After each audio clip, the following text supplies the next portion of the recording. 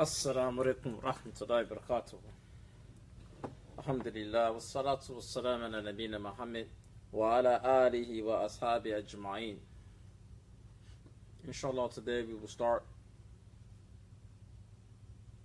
from the book بإذن Arabic Made Easy by Abu Hashim. Lesson number 9, page 33, الضمائر. الضمائر, pronouns.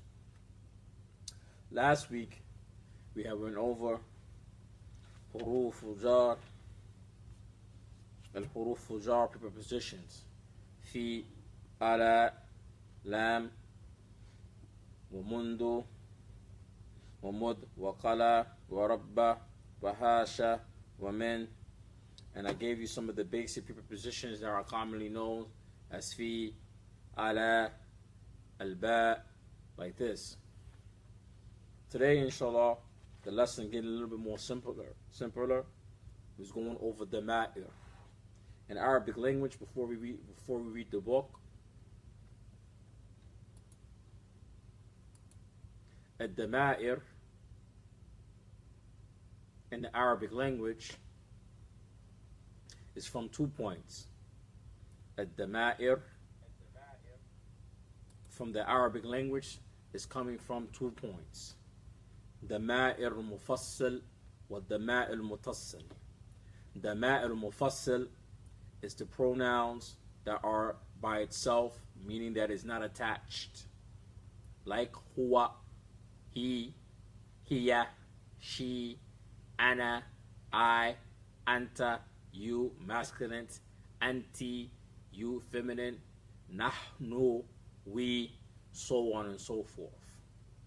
The way that they're written, inshallah, later on we go about how they are written. Then we have the ma' al-mutassil, the pronouns that are connected to other words. Either it's connected to a verb, either it's connected to a noun, either it's connected to an ism, or it's connected to a harf, or it's connected to a fi'lu. For example, connected to a ism, baytuka, baytuka, your house, masculine, talking to a man. Baytuka, ka here represents anta. Baytukum, kum represents antum, all of you. So we have the ma'ir, mutassal, which you can connect to al ism, to a noun, to a verb. Darrabani, Muhammad darrabani, Muhammad hit me. Darrabuka, Muhammad darrabuka, Muhammad hit you. Connected to al harf, a particle, fihi, in it, fihi, fihi, connected to a particle. Ma'ahu, with him. Ma'akum, with you, for example.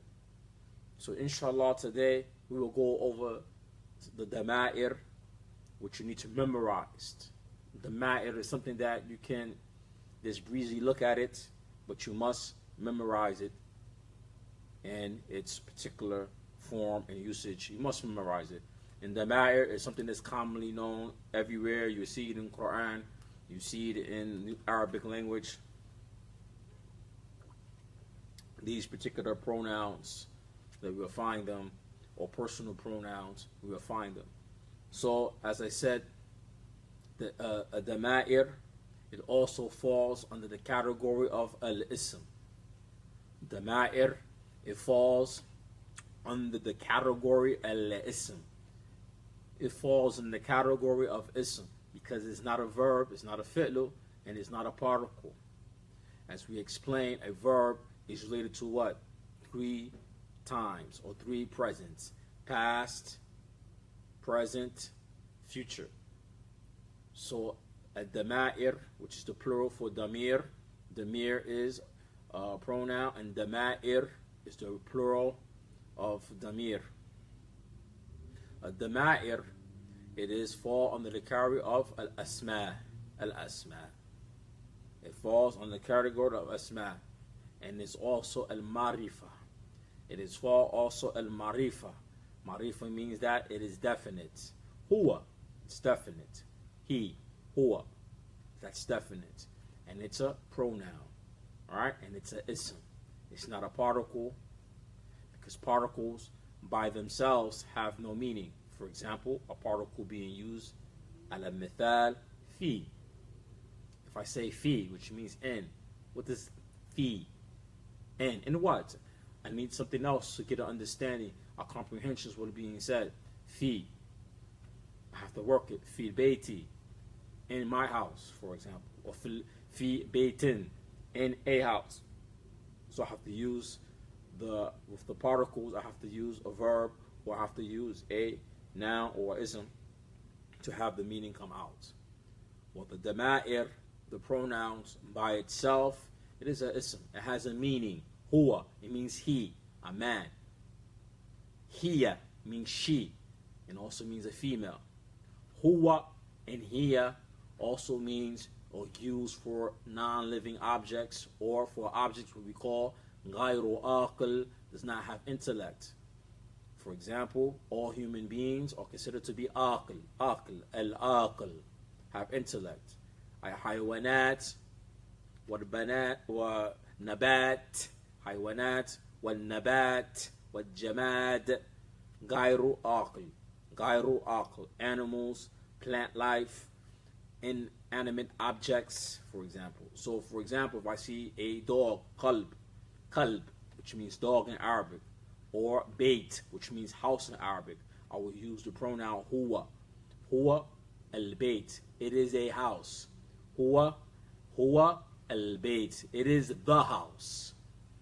So the word huwa, it means here, it. But there's no word in English for it. But when we translate into the English language, and you translate it into something else, which is called interpretation, which is part of translation, we say huwa for the non-living object that is masculine, because the bait is masculine. Huwa al-bait. Huwa al-bait. Huwa al-bait. It is the house. It. But the word it in Arabic, it and is in the English language, it and is in the English language, there's no equivalent in the English language. There's no equivalent to it in the Arabic language. But we understand that when we translate, there's something called interpretation. Meaning when we translate something in the language, like here in English, you have to use English how English speakers understand and use the English language. But the word huwa is used for aql, human being, intellect, wa ghayru aql. And ghayru aql, if you hear me use this term, it means to not have intellect. But this term means here, ghayru aql, means from hayawan, animals, and nabat, plant life, like trees and all these things, with jamad, non-living objects, like for example, tawila, the table. The example of the word in Arabic, at-tawila, the table, in Arabic language, the pronoun be used with it is going to be hiya. Hiya means she, and it means it. Tawila, tawilatun, which is ending at-ta'ul marbuta, al-aqil kalimat. It has the letter at-ta'ul marbuta at the end of the word. And we understand from the previous lesson, at-ta'ul marbuta represents that the word, it is feminine. So for example, I will use the pronoun hiya. Hiya at-tawilatu. It is the table. So the word huwa means he, and the word hiya means she. And when using for an object or a noun that is masculine or feminine, we use this particular pronoun in this particular procedure. So inshallah today, I will read the lesson that's in the book, and we'll learn some of the pronouns, or we learn all the pronouns from the attach for the الضمائر المفصل والضمائر المنتصل.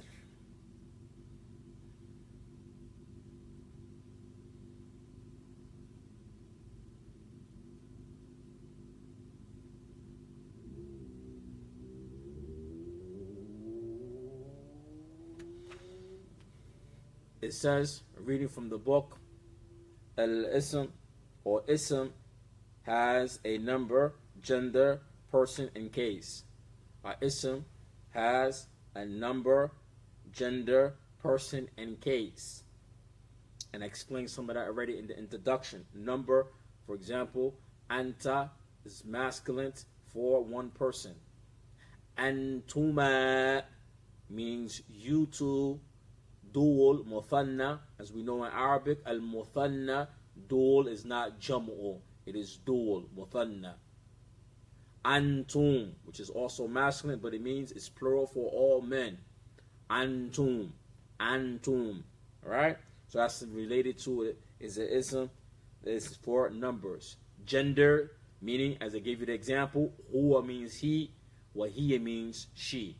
And you have anta means you masculine, anti means you feminine. Antuma, the dual, could either be used for both masculine and feminine, and the pronoun for the dual antuma is not changed. There's nothing added. Antuma could be used for two men or two women, or a man and a woman that is dual. Antunna used for the feminine plural of all of you women, for example. And we will see these examples written on the next page in this particular book. An ism may be mufrad, singular, muthanna, dual, or jam'u, plural, which means three or more. It may be mudhakkar, masculine, or mu'annith, feminine. It may be mutakallam, the first person, the one who is speaking. So we go back to the English grammar now we go to the English grammar. Because some parts of Arabic grammar is a correlationship with the English grammar. As in English, the first person, the one is talking, the second person, the one you're talking to, the third person, the one is absent. For example, the one who is talking, the first person, ana, I. The one I'm talking to you, anta. The one I'm talking to, but they're not present, is when we use he and she. The one who's not present, this is the third person. All right? First person is the one who is speaking. The second person is the one you're talking to, mahadir, the one who's present, you're talking to. And the third person is you're talking to the one who's absent, which is in Arabic, ga'ib. So the first person, al-mutakallam, right? Al-mutakallam, the one who is speaking, al-mutakallam, is the first person. The person, the speaker, al-hadir. Al-hadir is the second person, the one who is present. So the first person is the mutakallam. The one you're talking to is al-hadir, the second person. The third person is the ga'ib, the one who was absent, because these words mean, ga'ib means absent in Arabic. Ga'ib, so the person is absent. This is the third person. It's talking about huwa, hiya, he, she, them. They're not present in the conversation. They're not there. They're absent. The first person, al-mutakallam, the one who is speaking. Or qatib, sometimes use the word qatib, the one who is speaking. Or mutakallam, the one who is speaking. Al-hadir, hadir means, al-ma'an al-hadir, man mawjood al-an. Man mawjood ma'ak. Man mawjood. Man yujad, the one who is present. Right? The one who's in front of you, the present. This is the second person, al-hadir. And the third person, al-ga'ib, the one is absent, like hum, huma, hun, or hum, or hunna, the one who is absent, ga'ib, not present.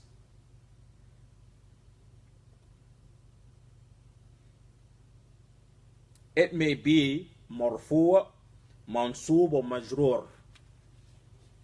So in these cases, these pronouns might be marfu', mansub, or majrur. But in some cases, when they're in this predicament, when it's marfu' or mansub, or majrur, in many cases, there's no changing of the word.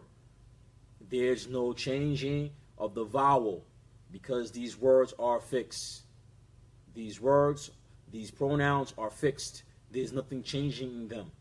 The ending vowel is not changing. All right, so they are fixed. Only in some cases, fihi, instead of saying huwa, the ma'il mutassal, for example, the attached pronoun for huwa is hu. For example, baytuhu, his house. Baytuhu, it is marfu'. Baytuhu. Fi baytihi, in his house. Fi baytihi. This case is majrur. In the case of mansub and mansub, that pronoun huwa or who doesn't have no fatha on top of it. Alright? Fi him. The word is whom. Fi him, when it's majrur, has kasra. Fi him. Only this pronoun is used like this. Alright? We'll learn this later on, inshallah. We'll see more examples later on, in particular when we go over this particular rule, or go over it again in Arabic language or in the Arabic to Arabic curriculum. So when it says that these pronouns are either marfu or mansub or majrur, this is correct. But many cases, when it's marfu or majrur or mansub, there's no changing of the ending vowel. So for the cases I just showed you, fihi, for example. When it's mansub, there's nothing added to the pronoun. No fatha or nothing like this. So this is the most easiest thing to understand with its concepts.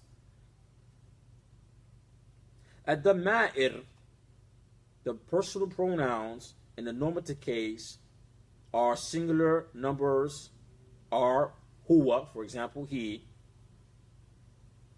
And you notice they put it. It means he or it. Here, she, and it. Anta, you, which is mudhakkar, masculine. Anti, which is mu'annif, you, feminine. Wa ana is common gender. Ana is used for man, woman. Ana, the one who is speaking. Huwa raju hasanun, he is a good man. Hiya imra'atun jamilatun, she is a beautiful woman. Anta ghaniyun, you are rich. Anta ghaniyun, you are rich. Anti ghaniyatun, you are rich, talking to a woman. Ana fakir, I am rich. So to this point of the lesson, is there any questions before I drop all the pronouns? To this particular point, are there any questions? If you have any questions, it's the time to ask the questions now.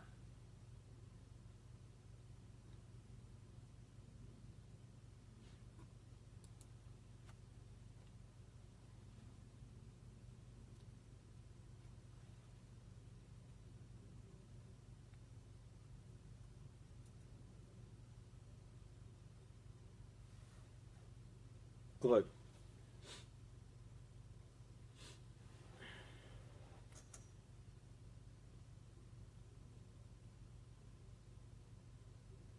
I can't see who's commenting. Somebody said no shake. Is this Aliyah? I believe this is Aliyah.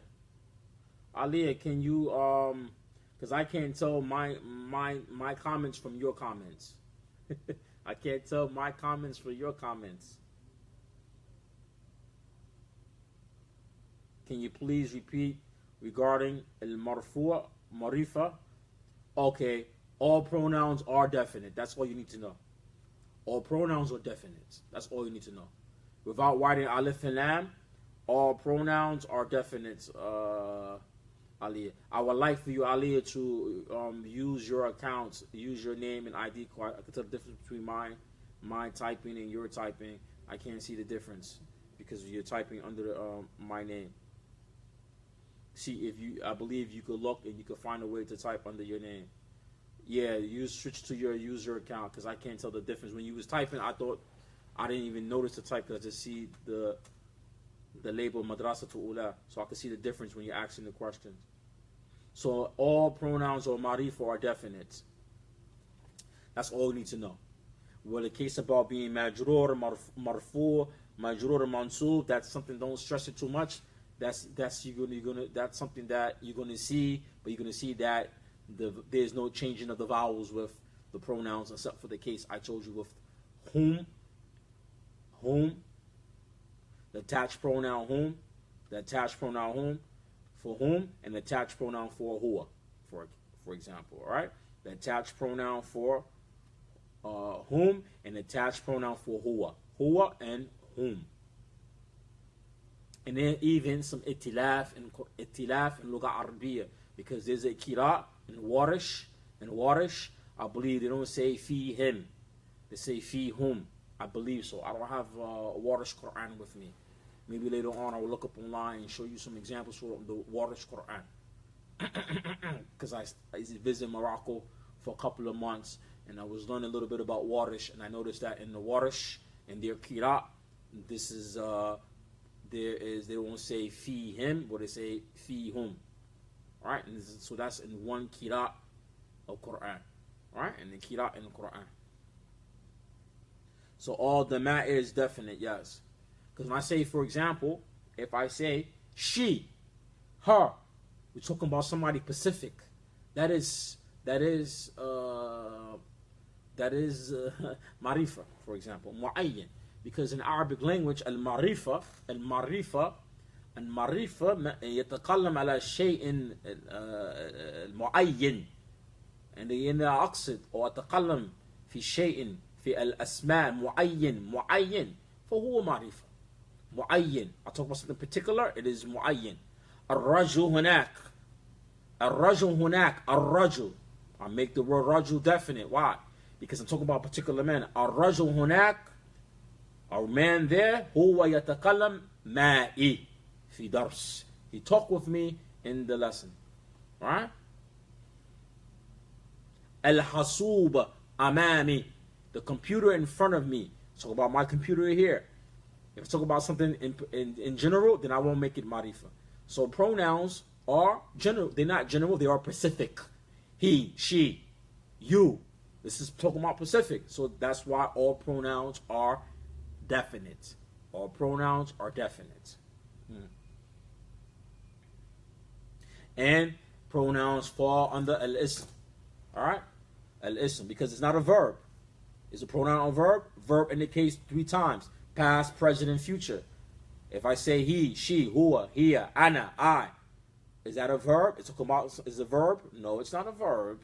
Because we know verbs have 3 letters or more. 3 letters or more, and sometimes 2 letters.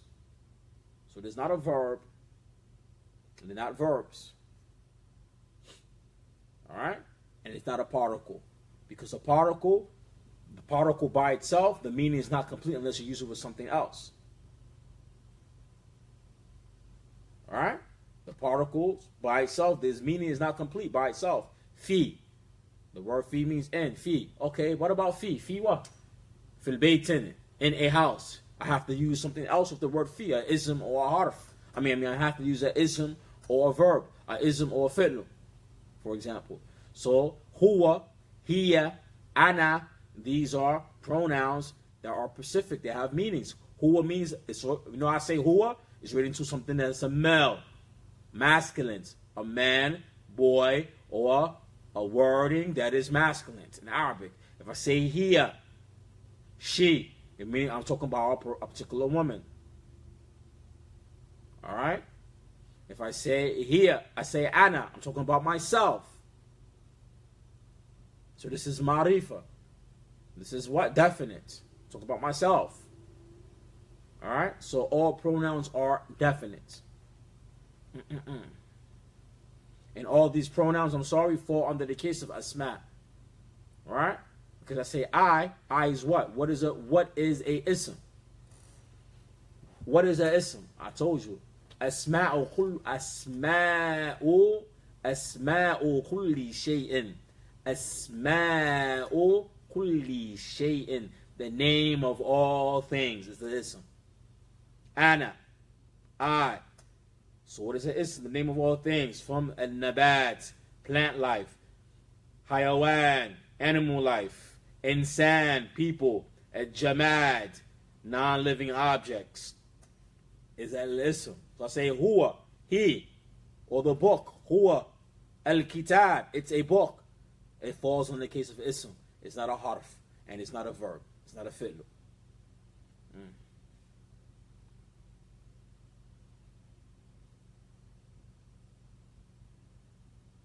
Al-asma is the plural of ism. Ismu asma'u.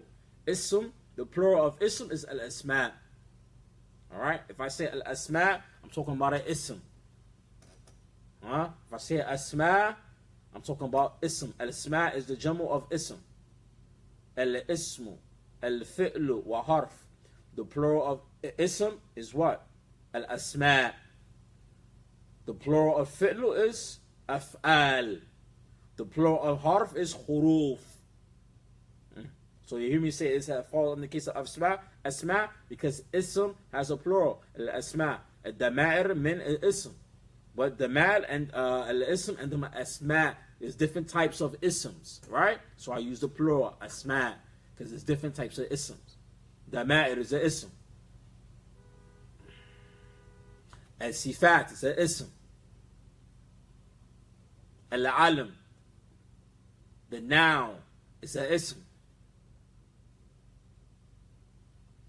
Al-dama'ir, ism. Al-ishara, ismu al-ishara.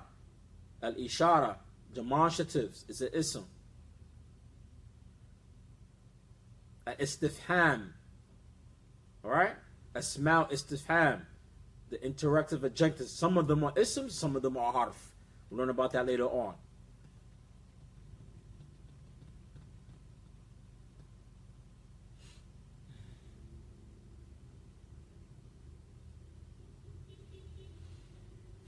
So I hope that explained, Lily. You have to pay attention. So I hope you understand. The plural for ism is asma. Don't let nothing get you confused. Alright, now I want to finish the lesson, inshallah, because it's a very short lesson. So ad-dama'ir, which is the plural for the word damir. Dama'ir is plural, and the singular is damir, which means a pronoun. Ad-dama'ir dama'ir is a singular number of the oblique case of who. Case are, who, him. These are attached pronouns. I don't know why they don't forget what they wrote on this letter, because they don't even explain it well. They don't say the next lesson, this following part of the lesson are attached pronouns. I will write them out on my own. Alright? So we're going to go to page 35.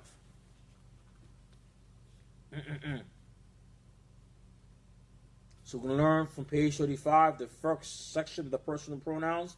These are considered to be dama'ir mufassal. Dama'ir mufassal. The attached pronouns. Dama'ir mufassal. Attached pronouns. Looking from right to left, mudhakkar means masculine. Underneath it says mu'annath, feminine. So I'm going to show you the first word, which is huwa. This is for singular. When it says mafr here, it means singular. Huma is the dual, means two, and whom is for plural. All these are for the third. These are used for the third person. Al-ghaib, the third person. Hiya is the feminine form, which means she. Huma means them too. Wahunna means them for feminine. Huwa is masculine, means he. Huma, it means he, two people, whether it could be masculine or feminine. Huma is used for both, man and woman, are used for the dual. Nothing's changed. If I don't use it for the woman, it doesn't change. The form of it is not changed. I just use huma. Whom, which means them, masculines. Whom also, related to whom could be used for all men, but it could be used with a group that is mixed between men and women. It's very important you understand that. If there's a group, and it's a very large group, and it has one boy, one baby boy, one boy there, I use whom and don't use hunna. It's out of respect in Arabic. Use the masculine form of it. For adab in Arabic language.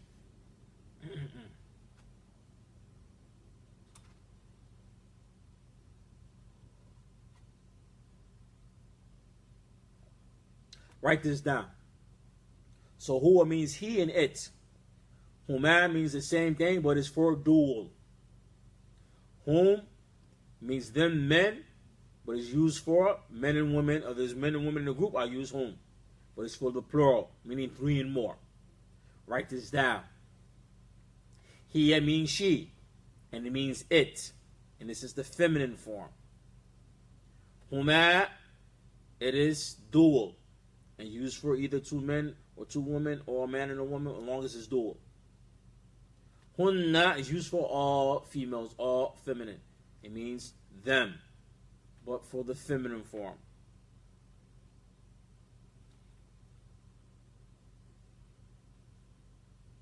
Write that down and let me know when you finish writing it down. Write that down. When you finish, let me know when you finish writing it. Lily, Aliyah, let me know when you finish writing, inshallah.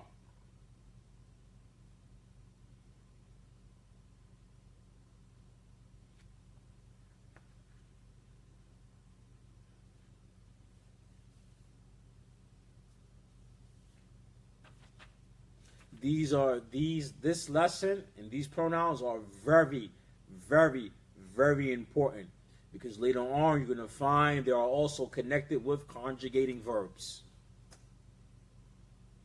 So you have to know these pronouns. You can't know one or two. You got to know all of them. Because when it comes later on in the book to verbs and conjugating verbs, which the book doesn't do well in conjugating verbs, yes, it does okay. It does decent. Looking at it, it does decent. You're going to find that the pronouns, for the pronouns, we're going to use them with conjugating verbs. Use huwa.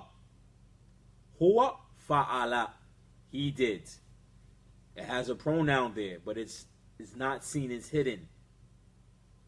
Hiya fa'alat. Hiya fa'alat. She did. And this is past tense. The ta fa'alat, it represents the pronoun hiya. Ana fa'altu. Ana fa'altu. I did. Past tense. The ta with dhamma represents I did. It's a pronoun representing I did. This is related to verbs. And this is why you have to know the pronouns. Because when it comes to conjugating verbs, you can't be weak in it. Huma fa'ala. Huma fa'ala. Very important.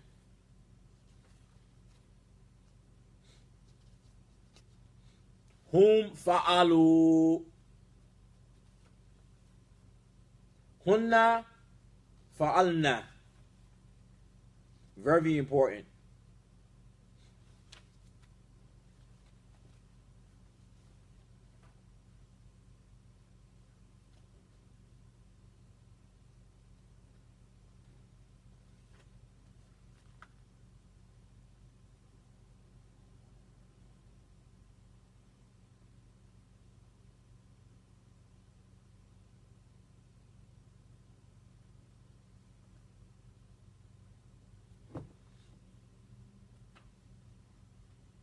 Done. Okay.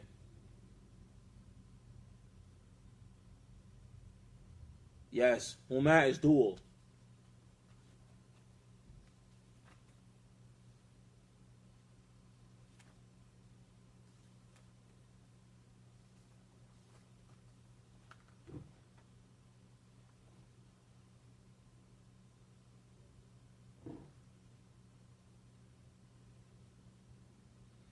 Gotta know these lessons.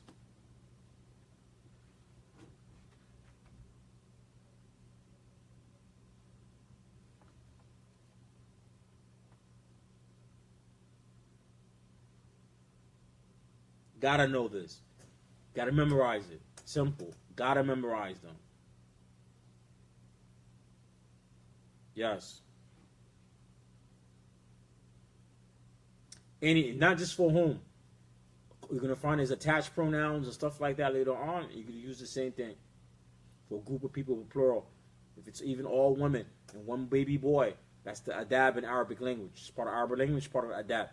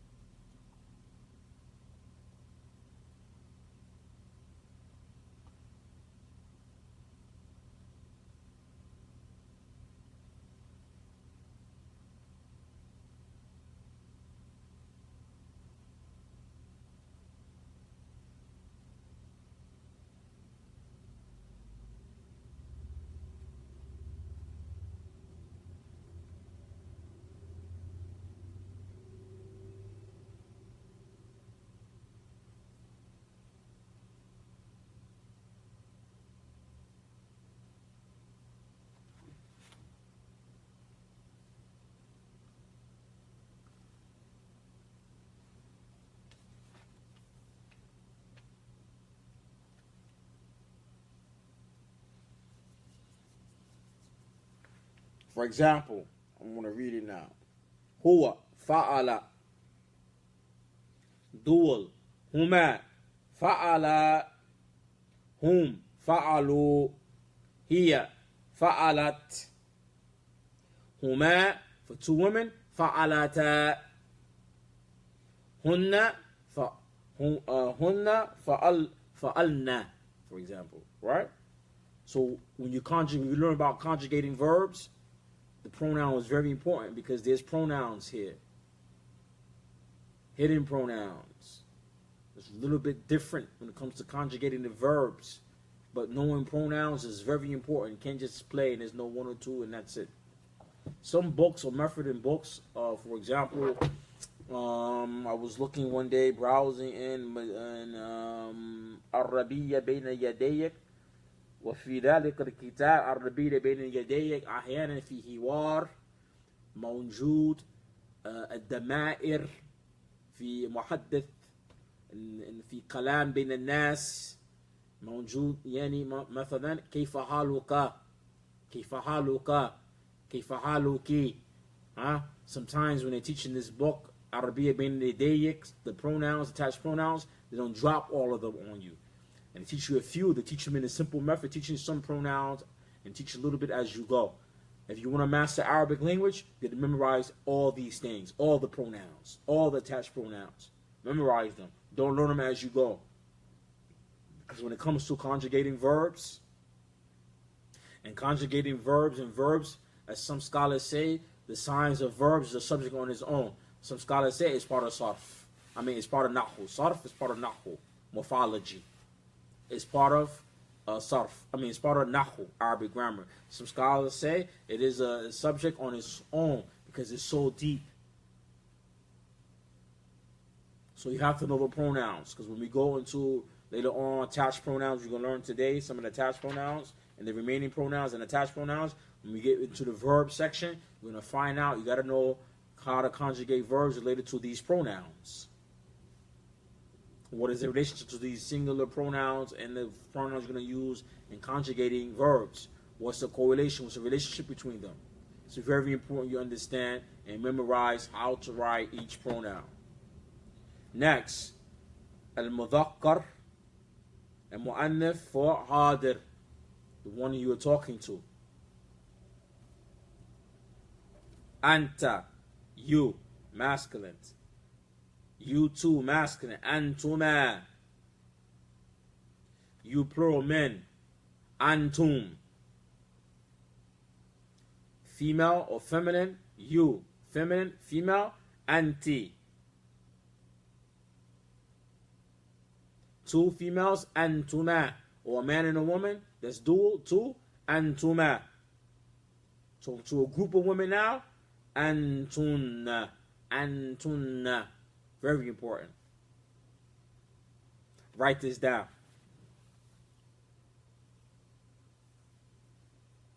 And this is the second person.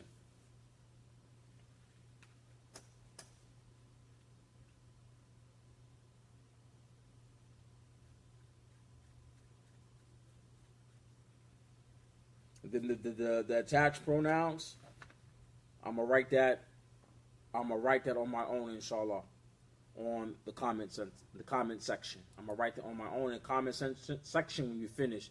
Write it all down and let me know.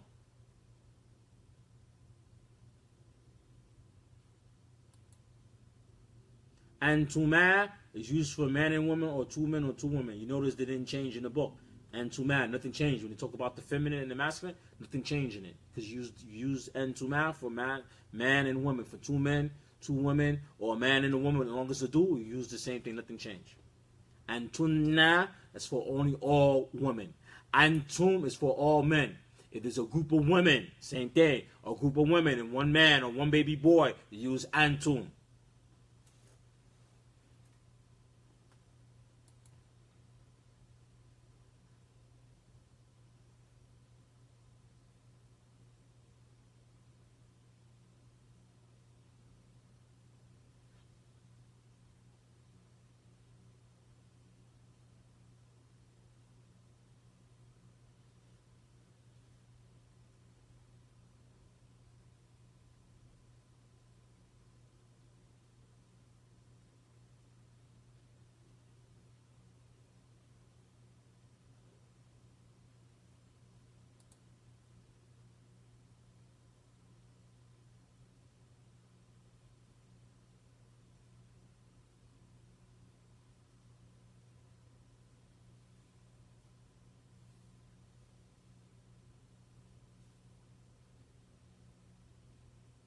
Let me know when you finish writing.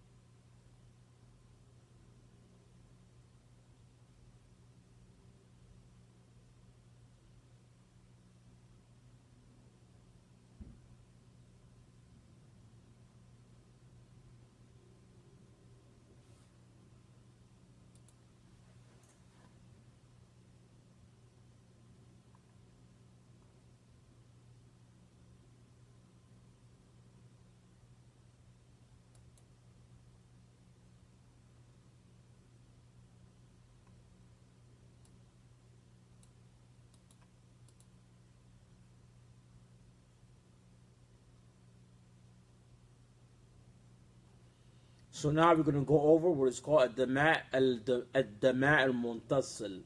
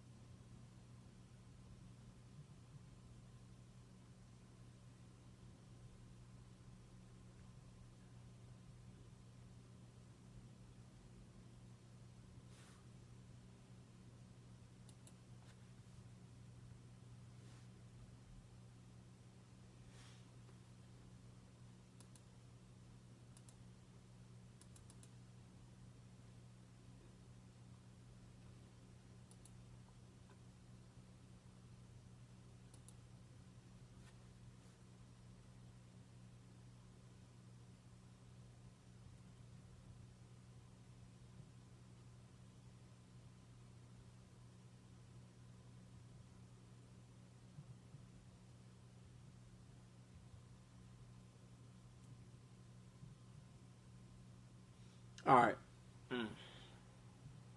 There's something they really don't talk about because I know I'm writing the lesson out right now for you guys. With attached pronouns, when attached pronouns are attached to a word, that noun, or attached to a noun, that noun is also becomes definite. You don't write alif lam on it. So I'm writing some examples right now. I'm using the word bait. When I post it, or I post a comment right now and I finish writing, you're going to find that I'm using the word bait, which means house, baitun, right? When I add to the lesson the word bait, add to the word bait the kaf, or the pronouns to it, you're going to find that there's no tanween written on the particular word, all right? When you notice there's no tanween written on a particular word, when I have the attached pronoun to it, then you'll understand to the attached pronoun that noun, for example, bait, it is marifa, even though alif lam is not written on the word. The word bait, you're going to see, I'm going to write, for example, baituhu. The hu represents huwa. So I wrote baituhu. Fi baitihi. Huh? Ajlis or kasara or dammara baitahu, for example. We'll learn that later on. Alright, we'll learn that later on. Alright, baita, or dammara baitahu. Dammara baitahu. His house was destroyed. Dammara, right? Dammara baitahu. Alright? His house, or dammara baitahu, for example, right? Or he destroyed his home, for example. Alright? So you're going to find that when I use the attached pronoun on certain nouns, you're going to find that there's no alif lam on the word, but it's definite. Okay? I just want to make sure people see this, inshallah.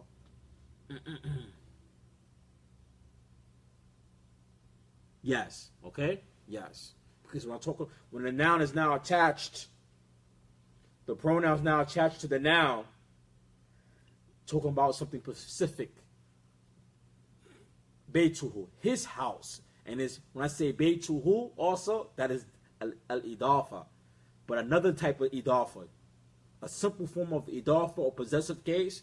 But here, in this particular case, there's nothing having kasra in it. You understand? But don't get too stressed out about this. Baituhu, his house. This is al-idafa also. But it doesn't follow with the pattern of, we understand what is it, mudaf or mudaf ilayhi, for example. Right? So there's no alif lam written on baituhu, his house. No alif lam is written. All right? No alif lam is written.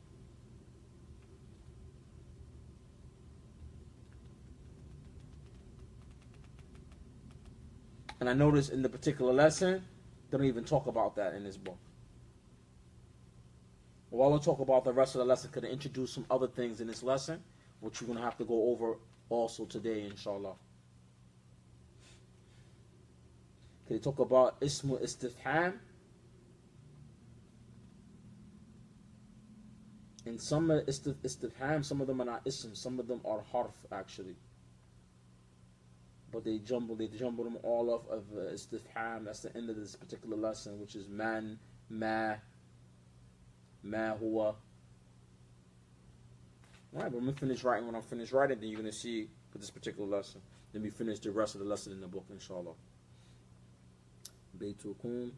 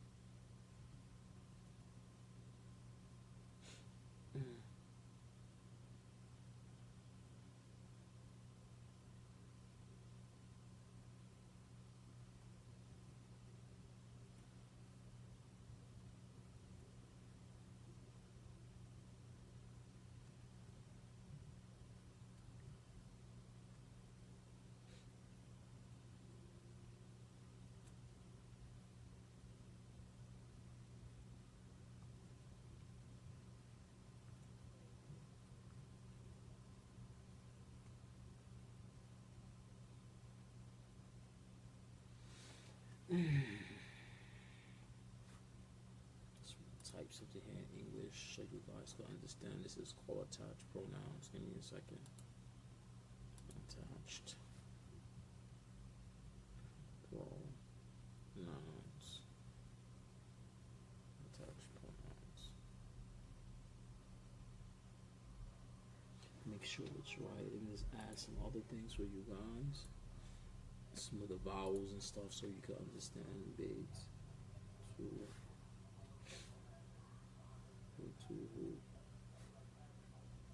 Beitu, huma,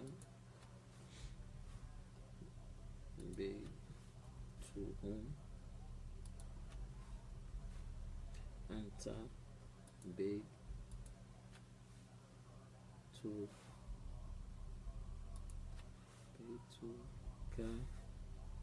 anta, beituhuma, hum,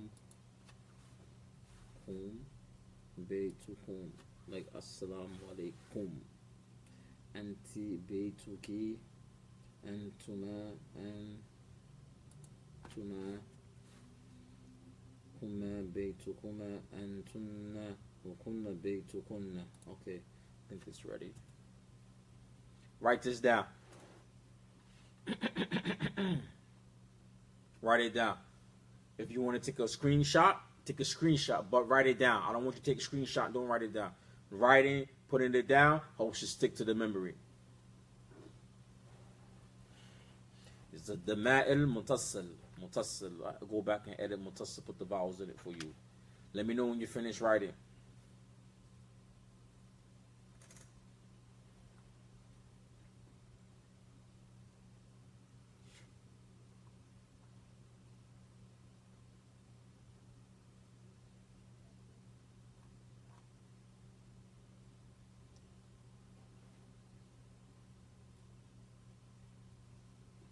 While preparing for your next part of the lesson, because there's some things he don't explain too well, and there's something he missed. He mentioned asma al-istifham. Asma al-istifham, there's itilaf. There's not itilaf, but there's harfu between asma al-istifham. There's some of them are not ism, some of them are harf.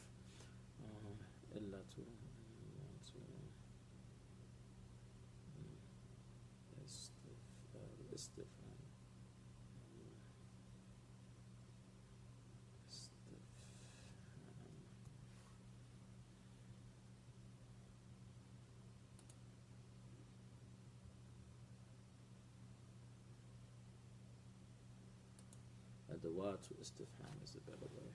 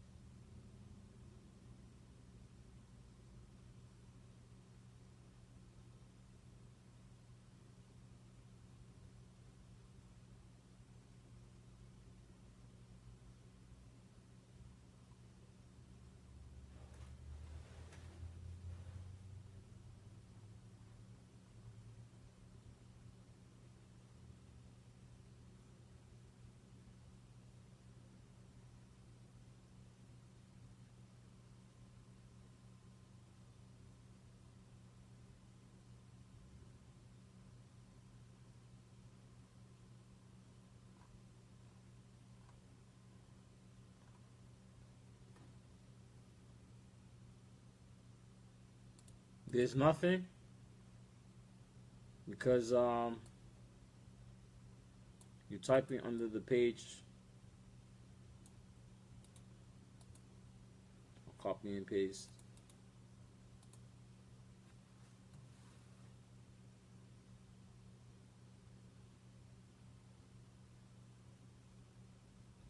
Or maybe I write it in the notes. Let me try this. I'll write it in the note, inshallah.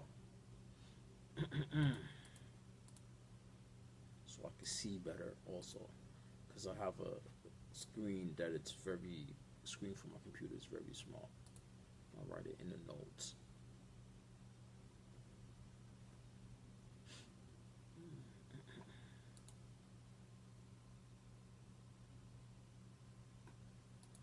Then I will share the notes.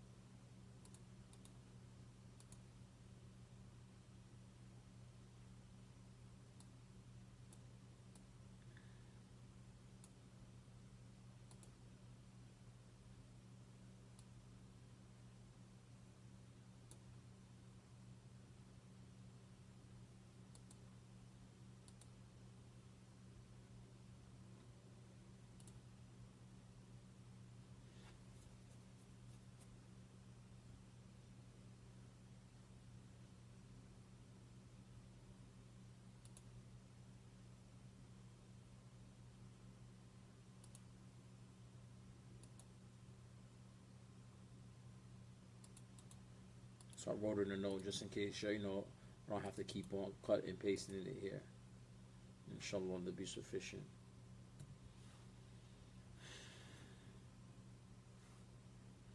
So I'll click the link to the notes. Or I will try to also pin one of my comments. I can't pin my own comment. I guess I should be able to pin. Here we go. And I pinned the comment. And I put a link for a note, so you can see, inshallah. So these particular, I can't even see again. Let me just, inshallah, I'll make it bigger. 150. Okay, well, I'll just read my notes. Okay, let's make it normal. Let's read what I wrote in the notes. Okay, so الضمائر المتصل, and I wrote showing you the mufassal, the individual or the singular pronoun by itself, not being attached. Then I showed you on the side, baina qawsayn, between the brackets or the colons, between those brackets, I put what is the actual attached pronoun looks like when it's attached. So I put the letter ha, then I write the actual example. في بعض ذلك المثال هو بيته هما بيتهما هم بيتهم. Here it's ha and alif. بيتها هما بيتهما هن بيتهن. Let me just edit from what I wrote here. We add just some of the vowels to the feminine one, because the feminine one, the feminine and the ma and mu'annaf, some people get problems with them. So let me just add the pronouns. Hunna, because there's a shadda on it, on the noon. What happened here? Oh, then now I need to edit. What happened? Well, I can't edit this thing. Let me see. Let me unpin this thing. Here we go. Now let me edit. Hunna should be a dhamma and the shadda on the noon. Hunna. Shadda and fatha. Sorry. Shadda and what I write there. Shadda and fatha. Hunna. Baytuhunna. Baytu. Hunna. Baytuhunna.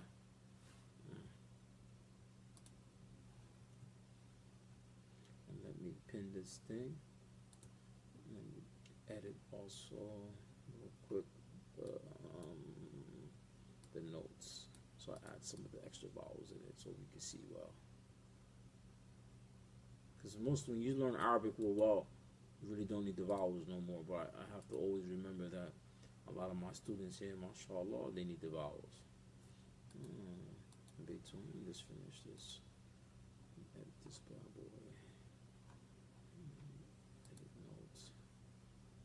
Attach pronouns. Whom.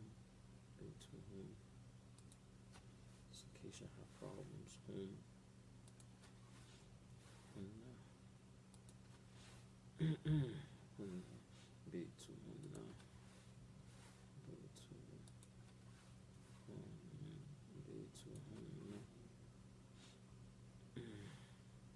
Here.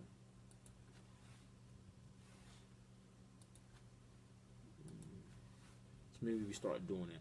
When I write out lessons, I put them in notes.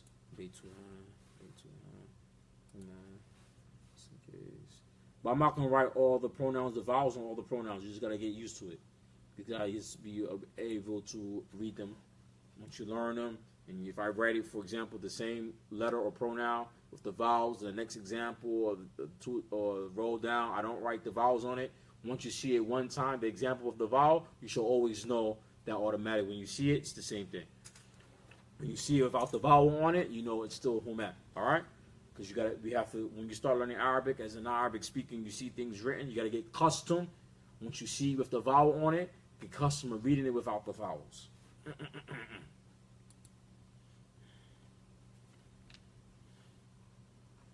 Any questions? This is a time for questions before we continue. Because I'm noticing some of the lesson, he didn't explain certain things, but I explained it a little bit better.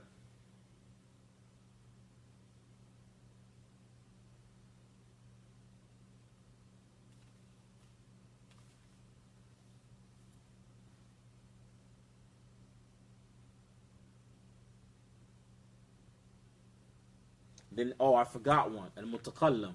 I forgot one. Let me just go edit it. Let me add the Mutakallam on the bottom. I forgot to add Mutakallam, the one who is speaking. I added on his own. Let me just do that on his own. No problem. Let me just write that on his own. Why I can't comment? Why I can't type?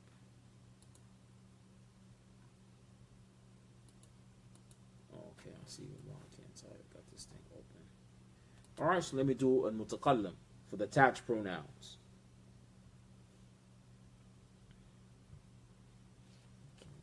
Let's go on. Let's move this out my way.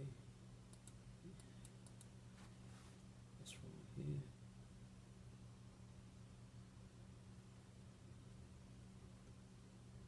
Anna. Pronoun is ya. B. T. B. T.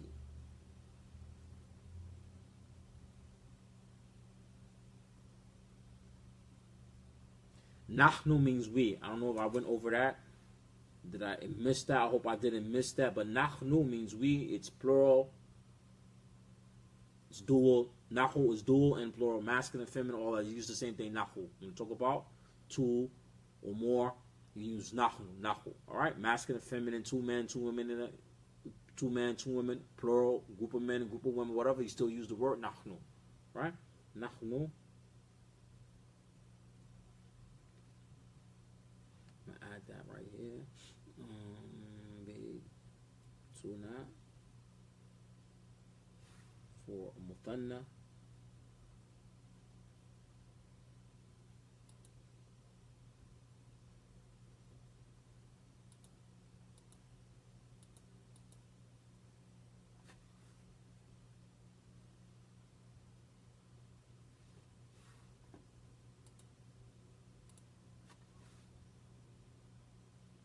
Two or more.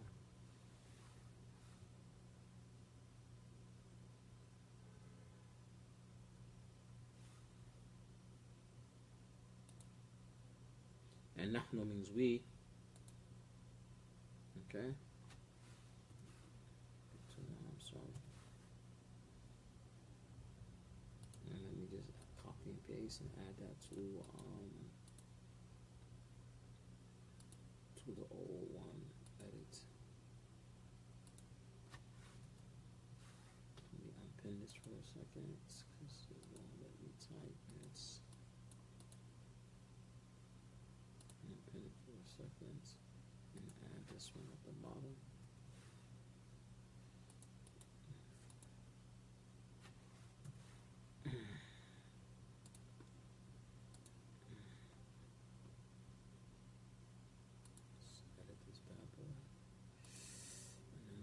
Pronouns, and I forgot to add for mutakallim, the one who's speaking.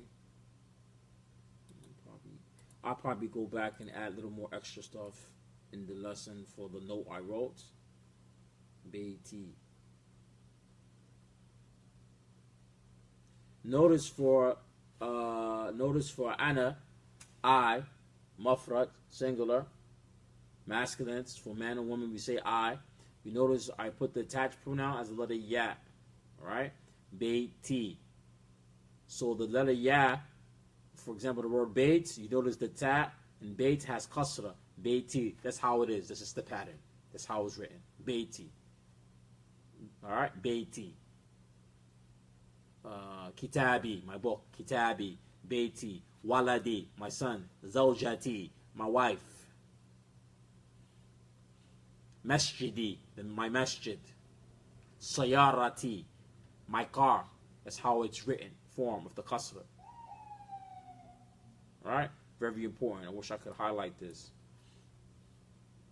Let me see. Sometimes they allow me to do certain things here. No, they won't let me to highlight nothing. Yeah, got some codes in here. No, I ain't trying to hear that. They won't let me do none of that stuff in here. Okay.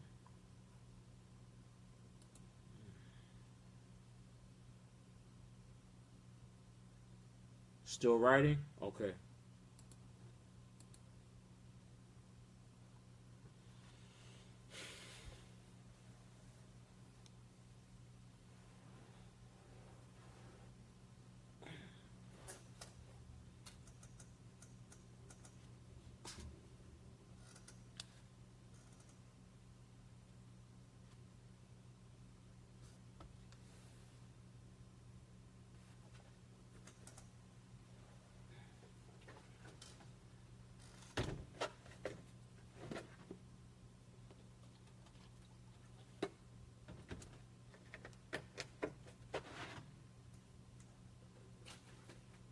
Done. Okay. I'm gonna unpin what I wrote. So if it's pinned up, I don't think it's pinned up no more. Okay. Done. Lily, done. Aliyah, done. Aliyah, have any questions? I'm ready. Two more. Now is our home. Okay. Okay. I need to see what you write. Okay. Anna. I, Beiti, Nahnu, okay, I am Betty, Beiti.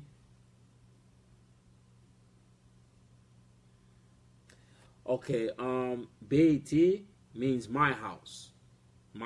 Two or more, no.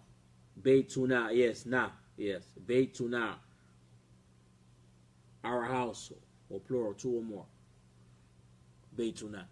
It's dual and it's jam'u. It's muthanna wa jam'u. It's dual and it's plural. Baytuna. So you finish?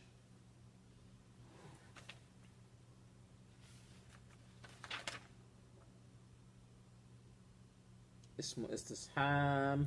I'm going to go over that next. And I want to see, make sure I didn't miss anything in the lesson. The man is singular number. Oblique case, forget all of that. I already explained all of that. I explained it better than him. Kitabuhu.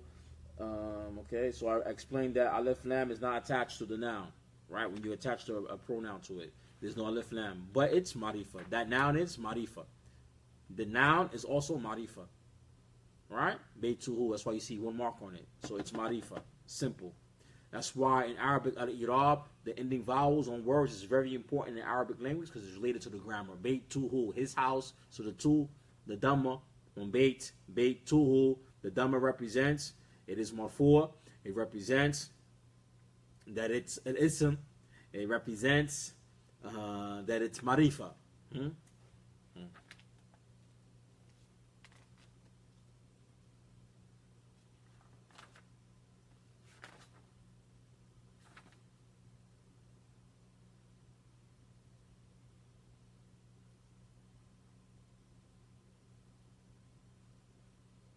He mentions some words here. Laha. He says, Laha qalam. She has a qalam. He goes over this word lam. He doesn't even go over this word lam, what it means.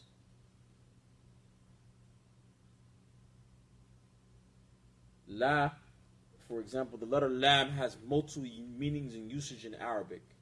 The letter lam. The letter lam means emphasis. The letter lam means possessive, owner of something, and it's a harf, it's a particle here. Li Muhammad, li man hadha al-kitab. Who this book belong to? Li, and adding the preposition. Adding the harf, man. I'm sorry, here, man is not the harf. Li man is from asma or istifham, ism istifham. Li, belong, is the harf.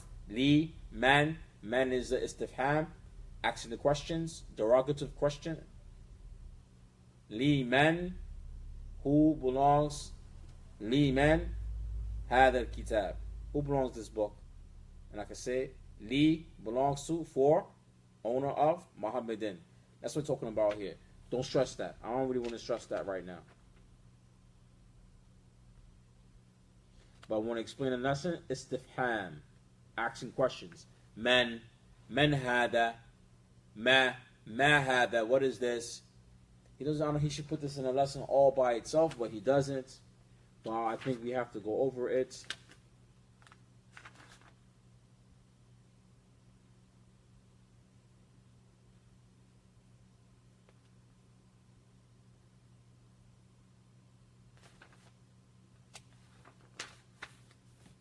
Are we ready for this? Because we can knock out. It's still early. We can knock out this. We finish this. What is the pronouns? We can knock out istifham and the next lesson, which is lesson number 10, asma al-ishara, demonstratives. Are we ready to do this? Are we ready for 2 new lessons? Or this is too much? If this is enough, let me know. If this is enough, let me know. We could do next week, inshallah, the other new lessons. We could do istifham. Maybe I could do istifham tonight. But we're going to go to ism ishara, demonstrative. There's more vocabulary word. I'm letting you know there's more vocabulary word. Alright, if we go over ishara, asma ishara, هذا هذه هذان هذين dual. هذا masculine مفرد. هذان dual مرفوع. هذين these two مثنى, but in the case of jar or in case of jar والمجرور والمنصوب. هذين هؤلاء plural. هذه هاتان هاتين هؤلاء. Then we have ذلك ذانك ذينك أولئك. We have the feminine تلك تانك تينك أولئك. For example, that'd be some new vocab.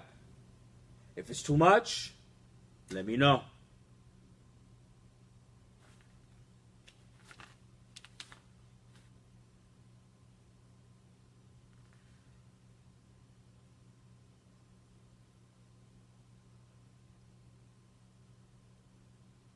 ذلك ذانك ذلك ذانك تلك تانك تينك أولئك. Some new words.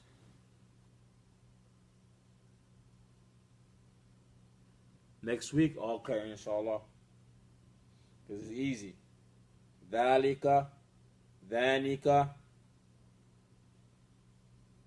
ذينك, تلك, تانك, تينك. It's below أولئك. You hear these words in Quran and stuff like that? I do asma istifham, la bas. Oh, I understand. Al madrasa ula, that's you, sister Saliha. Okay, Saliha. Sah? Saliha, that's you.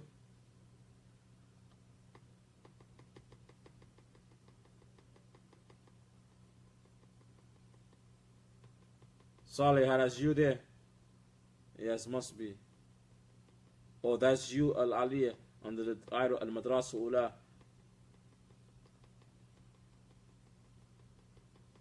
Lily is Lily, or Saliha is the Saliha here today?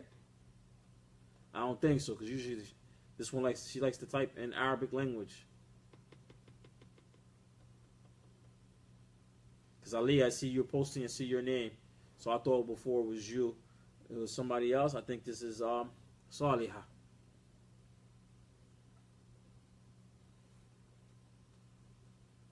No, there's nothing. There's some technical difficulties. Like what? Is the picture? Is the camera like pausing, stopping, freezing?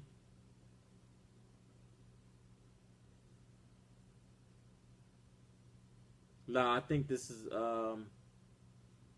Saliha. Saliha and the Tujad Yom. I know she understands Arabic good. Because I believe if that's her, she was saying, do Asma Istifham. Let's do Asma Istifham, because Asma Istifham is only a few words. The comment section in the video freezes for me. Okay. It could be my video connection. It could be my internet connection. Because my modem, I'm like in the mansion I have is big as a house, and it's like 3 floors, and the modem is in the attic, and I'm on the first floor.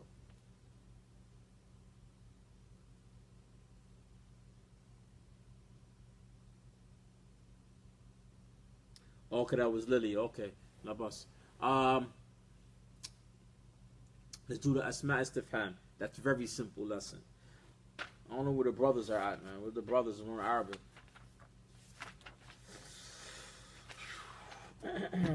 So,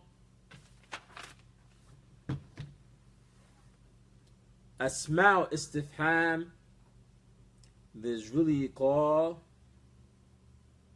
Asma Istifham wa Adawatuha, because there's some Asma Istifham has another name, integrative pronouns. Some of them are isms, some of them are harf. Right? But today we're going to talk about the ones that are ism. There are nouns, considered nouns. Men and ma. So let's talk about men and ma. I'm going to start writing, inshallah. I want to write here. Ism. Type in Arabic, excuse me.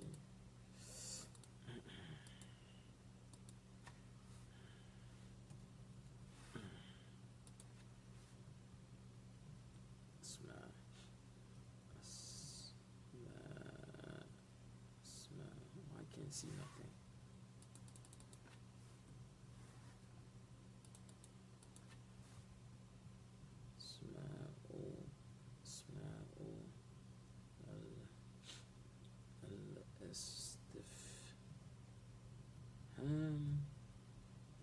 English interrogative is called pronouns.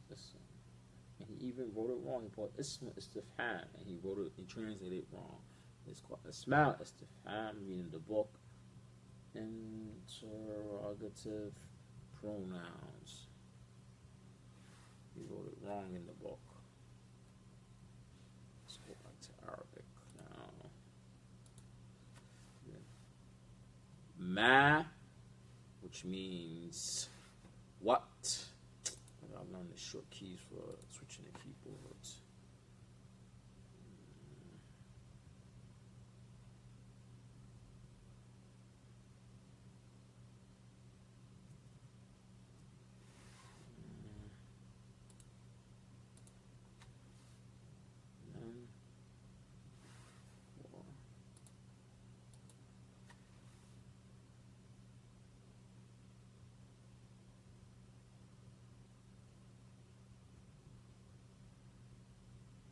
who. So ma is for what, and is used for Arabic. غير عاقل. Get familiar with this term. غير عاقل. And man is used for عاقل.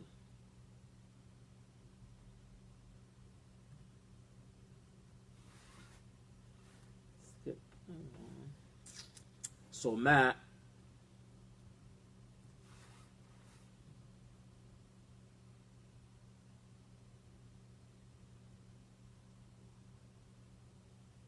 هذا talking about, for example, قلب. قلب is a dog in Arabic. قلب. Right? So write an example using the word dog. This thing. ما هو ما هذا ما هو. What is it? هو القلب. I usually use man, but we can't. Man هذا. I want to use ما هذا, but we can't because you don't know this word هذا, so we didn't use simple. هذا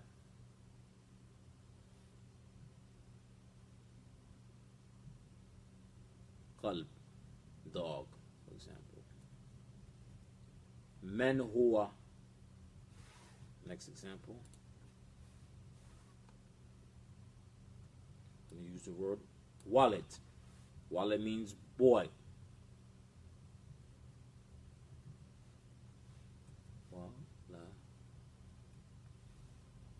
Waladun. A boy. I'm going to use the pronoun man huwa. Who is he? Huwa al-walid.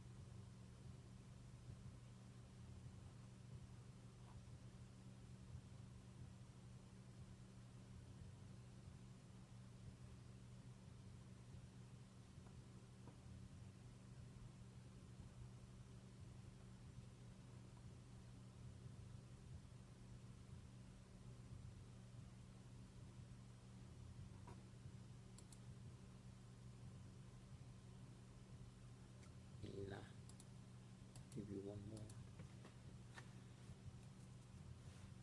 Aina, which means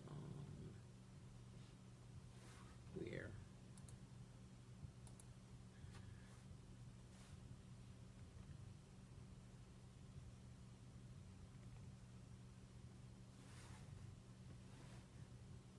Kaifa. I don't think we're ready. I don't want to give you too many vocabs. Do the common ones. Kaifa is a common one.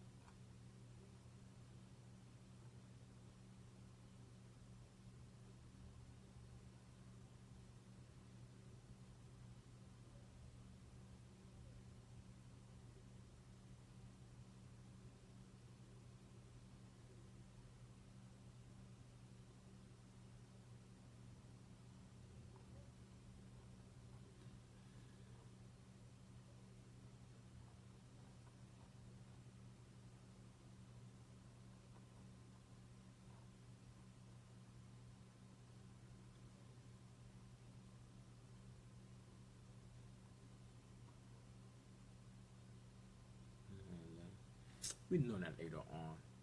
Ayan or aina, mata, kaifa. We do that later on. Aina. We'll give you some of the kaifa. I'll give you those. Those are the simple ones.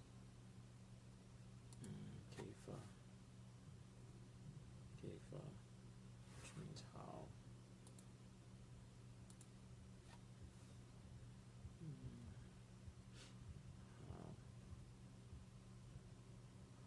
Kaifa, aina. I didn't want to do that's alright. It came up. Okay, here we go. Edit something real quick.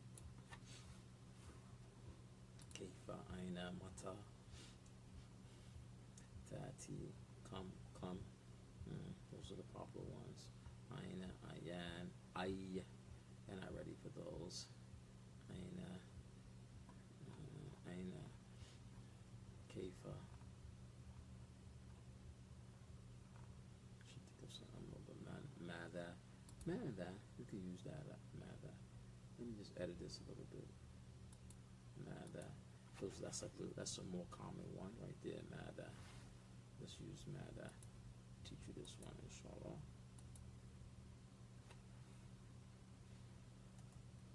Mada.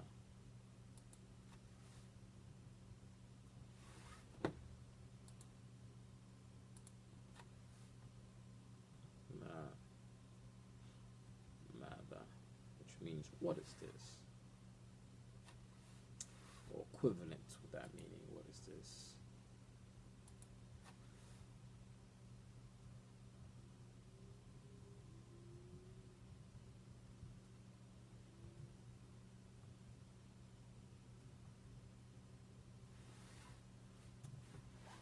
Okay, so here we go. Asma al-istifham. And we have really in Arabic asma wa ad-dawat istifham. You have ismu istifham wa dawatu istifham. You have asma or istifham, which are nouns or ism, right? For example, ma wa man. Ma means what? Man means who. Ma is used for non-humans. Ma dhalik. What is that? Dhalik al-kitab. That is a book. Talk about a person. Man huwa. Who is he? Huwa al-walad. Huwa al-walad. He is the boy, for example. Right? Fi Arabic language, these are istifham. These are isms. There's some cases when you use particles like hal. This is very common. Hal hataka hadithul ghashiya. It's asking the questions. Do you hear about al-ghashiya, for example? Hal is a particle, right? So these right here are istifham. There are isms. The ones I've written here are isms. There's a few more, but there are isms. They are nouns.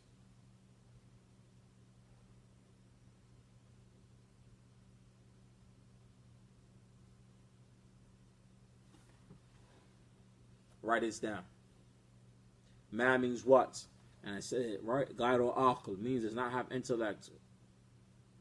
Non-humans. Man is who is for aql. Even in English language, it's used the same way. For example, qalb. Qalb is dog. Qalb. Dog. Ma huwa al-qalb. It is a dog. Because the word qalb, the word dog, qalb in Arabic, dog, qalb in Arabic is dog, and it's an animal. It is mudakkar. The kalimat al-mudakkar. It's a word that is masculine, so I use huwa, which means here not he but it, because the word qalb is the mudakkar, is masculine. Ma huwa al-qalb. It is a dog. And I use an example for man. Walid, waladun. Man huwa, who is he? Huwa al-walid. He is the boy.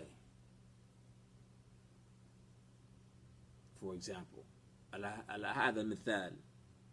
So you can see when ma is used for غير عاقل, non-human, and he's used use man for al-insan, for people. And I gave you some other asma min istifham. ماذا, what is this? Aina, where? Kaifa, how? Mata. I think mata also is, it's mata satati. I think mata is also istifham al-ism.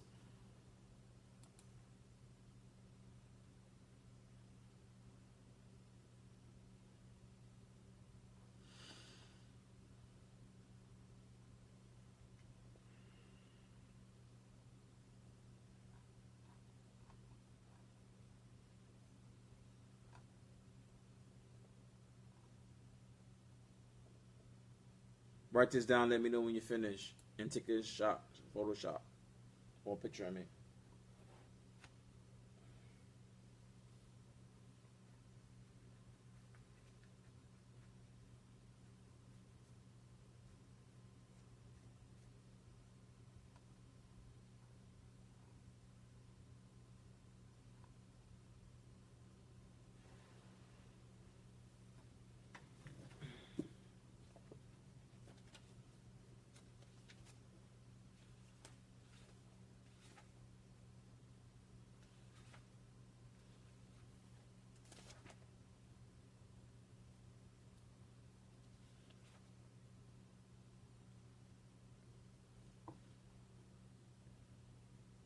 Lily's done.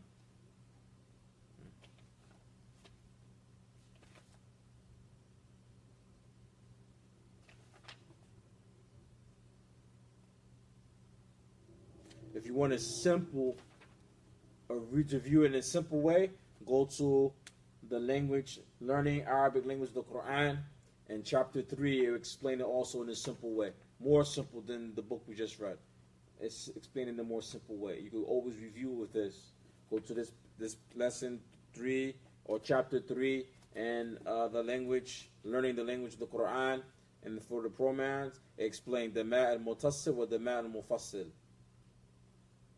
First person, the one that's conversating. Al-kalam, it says kalam really is the ones all conversating. So okay. Al-ga'ib, al-muqatib, the speaking one. Al-waqatib, al-mutakallam. Alright? So ga'ib is the third person. Muqatib is the second person. And mutakallam is the first person.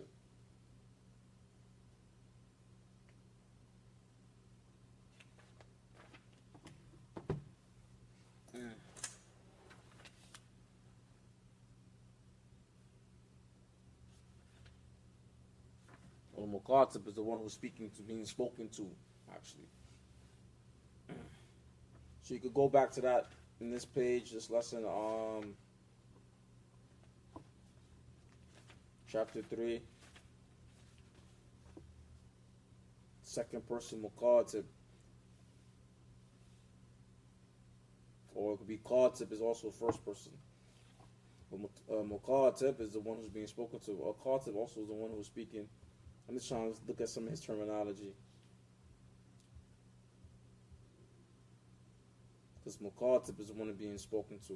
And Qatib is the one who's speaking, but use a mutakallam, the first person, the one who was speaking, mutakallam. For the second person, you put Muqatib, you could always use, also, you can commonly use Muhadir. Al-Hadir, the one who's present. Sometimes use a Muqatib. But don't get confused with the terminology. Yeah, this is if it's more simpler. And they give you some simple examples, and they give you what it means in English. And you can review that. You can use that to review, and they have some examples in Quran.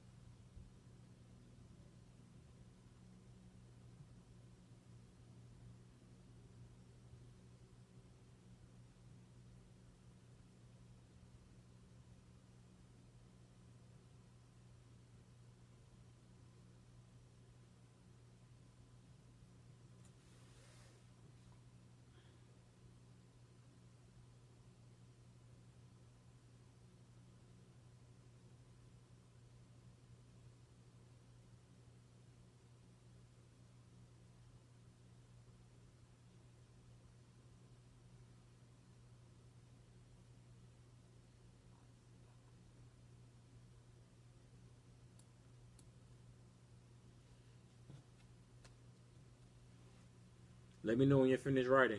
I know Lily is finished.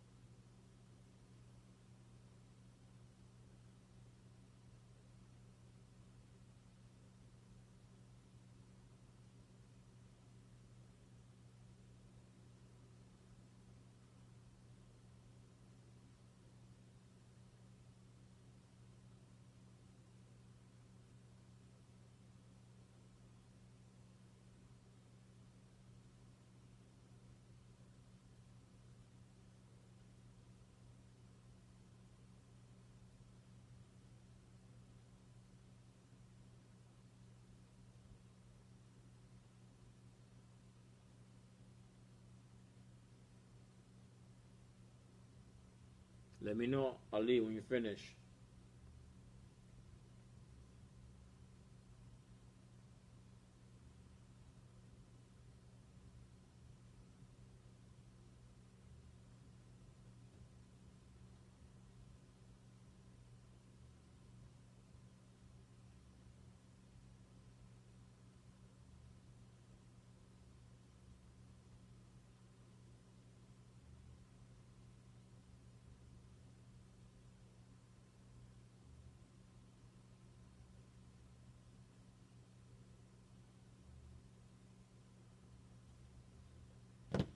Good.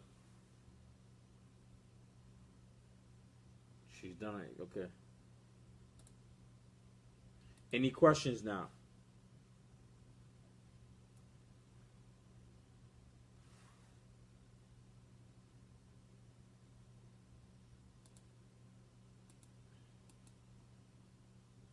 No, I don't see her comments.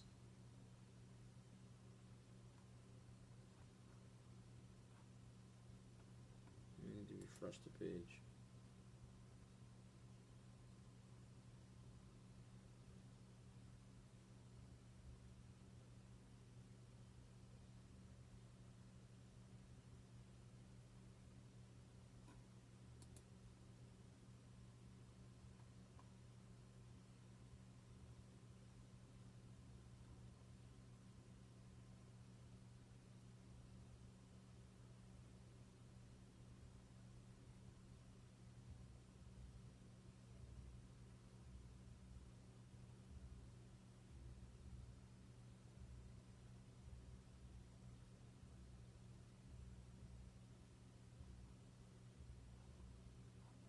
All right, anyone have any questions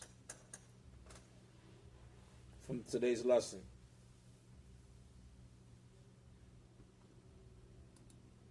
Okay.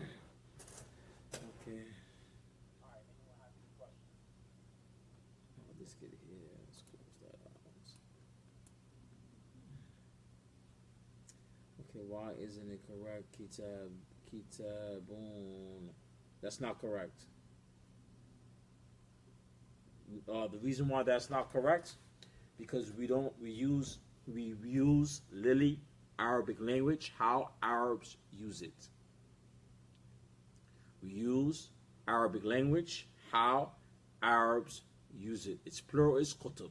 That's how it is. The plural for kitab is not jamu salim. It's not a sound plural. The Arabs don't use it like this. We use Arabic according to how Arabs use Arabic. So kitabuna, this is not correct because this is not the plural. It's kutub.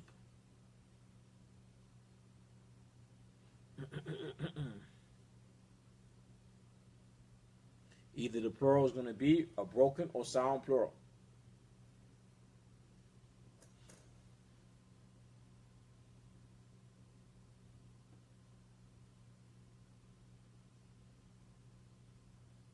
Any other questions?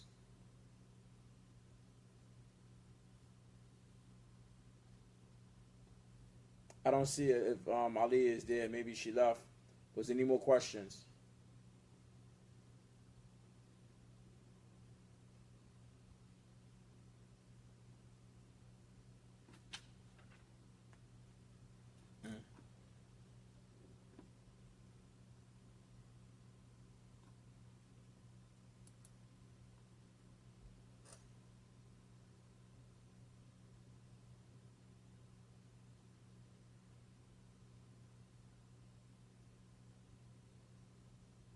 Any more questions, inshallah?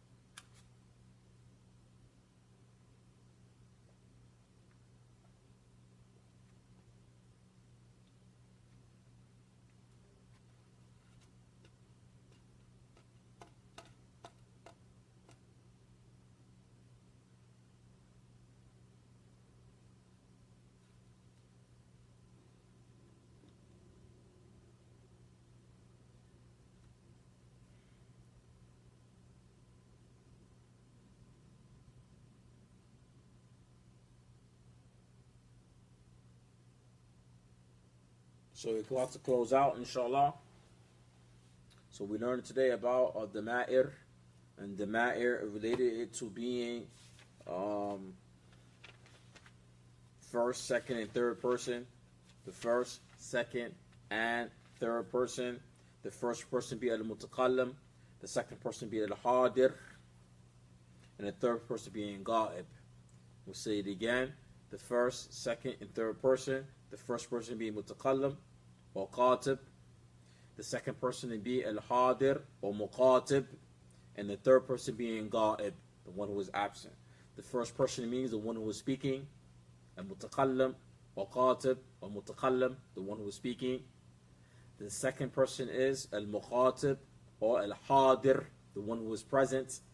And the third person is being al-ghaib, the one who is absent. So al-mutakallim, the one who is speaking, is ana. Ana. The second person is, or hadir, is anta wa anti wa antum wa antuma ala ذلك المثال على مثال.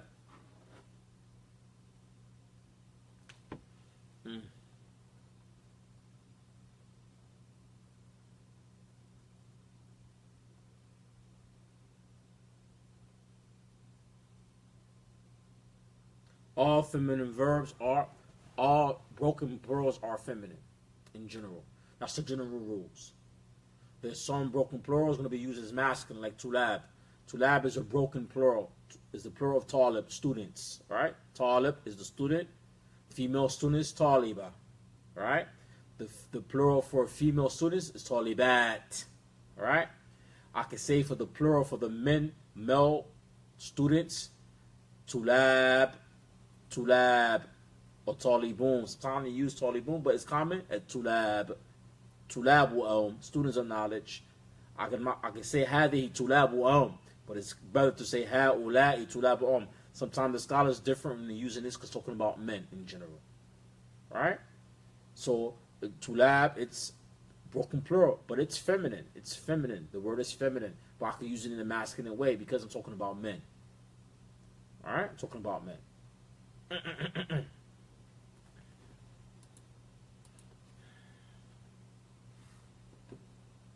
But in general, all broken plurals are feminine.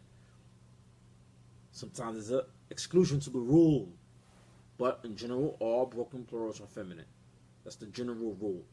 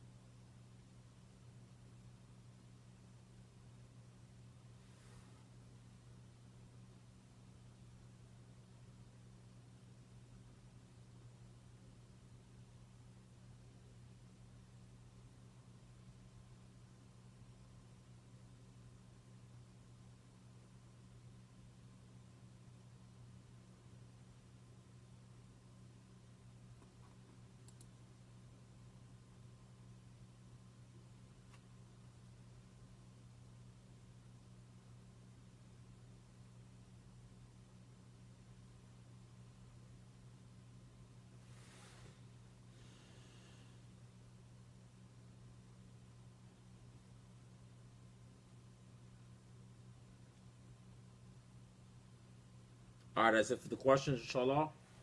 I'm going to close out the videos. And if any other questions, you can ask in the comment area, inshallah. سبحانك اللهم وبحمدك واشهد ان لا اله الا انت استغفرك واتوب اليك. Inshallah, next week, next Friday, inshallah, when I'm at in New York, we're going to have daylight saving time, meaning our time is going to go back.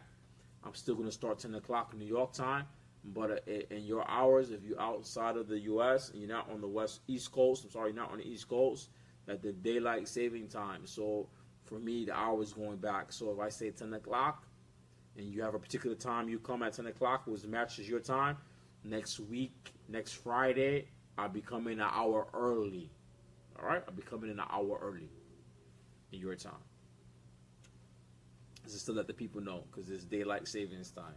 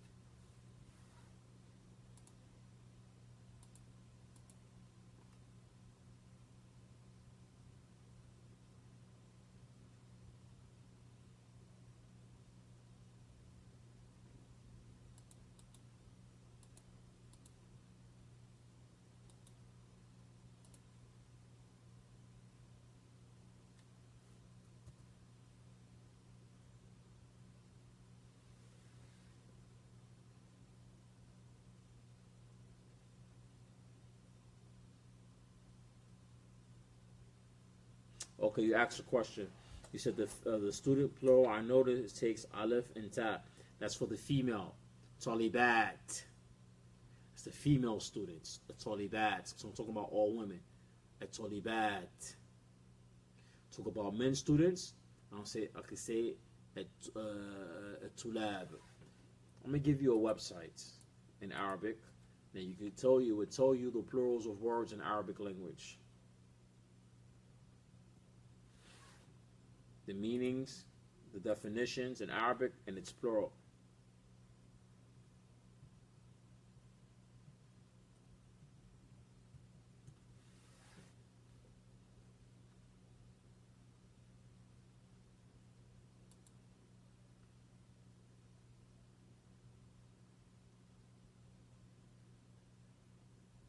Now, the plural for a talib in Arabic, it has more than one plural. I'd like to cut and paste it for you.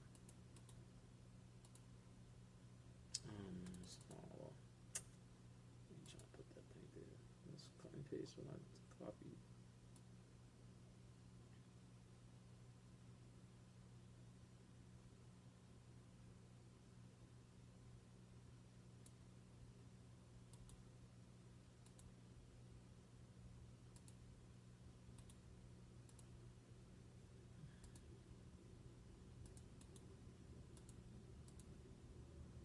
This will help you with Arabic. I know maybe you're not ready for this dictionary, but it gives you the plural. So here in this dictionary, it's the word talib, which means an ism, right? It says talib, it says ism. It is a noun. Al-jam'u means plural. The plurals are talibuna. It has more than one type of plural. It's talibuna, or talaba, labu. Then it gives you the feminine, taliba, and the feminine jamu is talibat. Right? Talibat. So, for example, tulab. Tulab is here, it's a broken plural, but it's talking about men. It's talking about men. Alright? Here it's talking about talibuna, it's talking about men. But in some cases, like for example, tulab, I could be talking about men and women. In the same meaning. In the same meaning, how I understand Arabic, it could also be a tulab, talking about men and women. Tulab, right? Talking about students in general, right? But it could also be in the masculine, talking about men. But it's a broken plural. It is a broken plural. The other word, talibuna, this is correct. It's a sound plural. You can use either or, depending on who you're talking to. If you're talking about men, you can use talibun, or you can use tulab. But the word tulab is a broken plural. In general, broken plurals are feminine. In general. But in some cases, they could be bending of the rule. This is one of the examples, for example. Right? Because I'm talking about men. But I use the feminine pronoun for it. It's not 100% correct. It's not wrong. If I use the feminine pronouns here, tulab, it's not 100% wrong. Talibuna, it is sound plural. Anything ending in waw and noon, this is a sound plural. Or alif and ta, it's a sound plural, which means for the feminine case, females.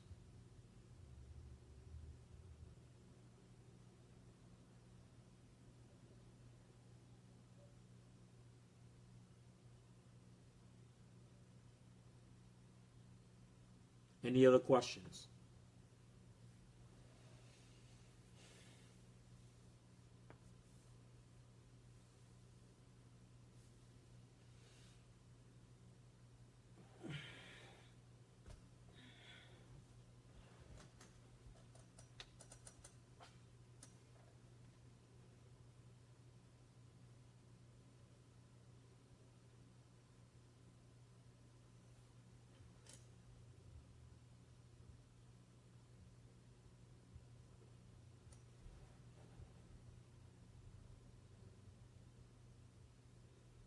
Any more questions?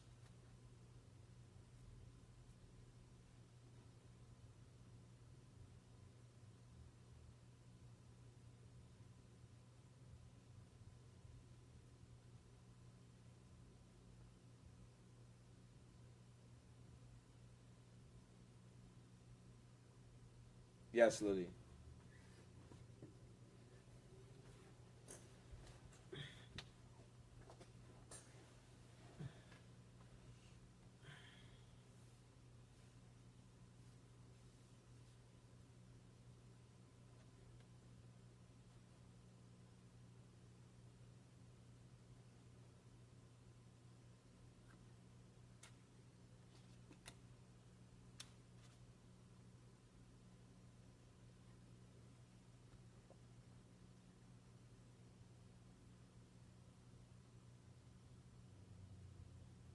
All right, what's the questions about the sentence? How to interpret it, how to translate it?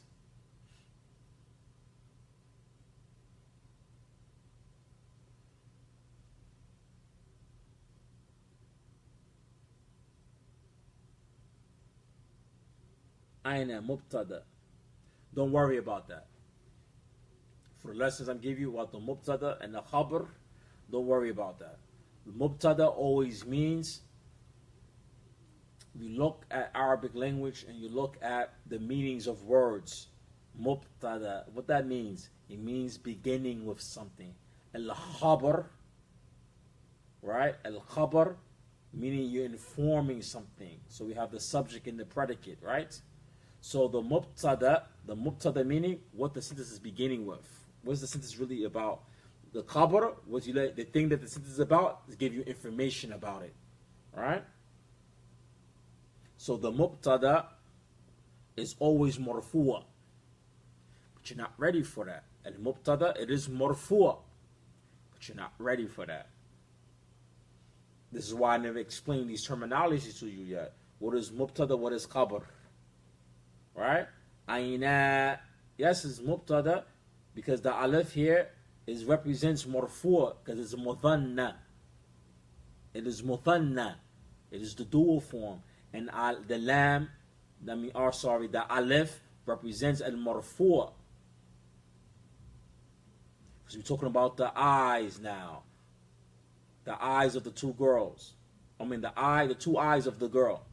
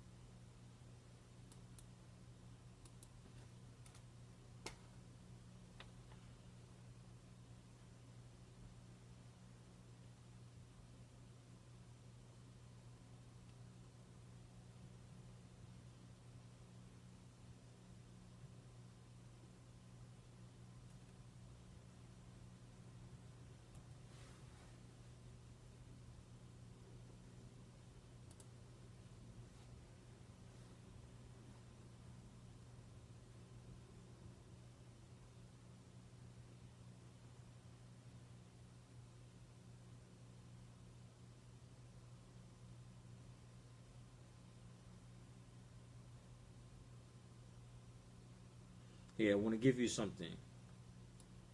What is al-mubtada? The mubtada in Arabic. Give me a second. I want to make sure I can read it properly.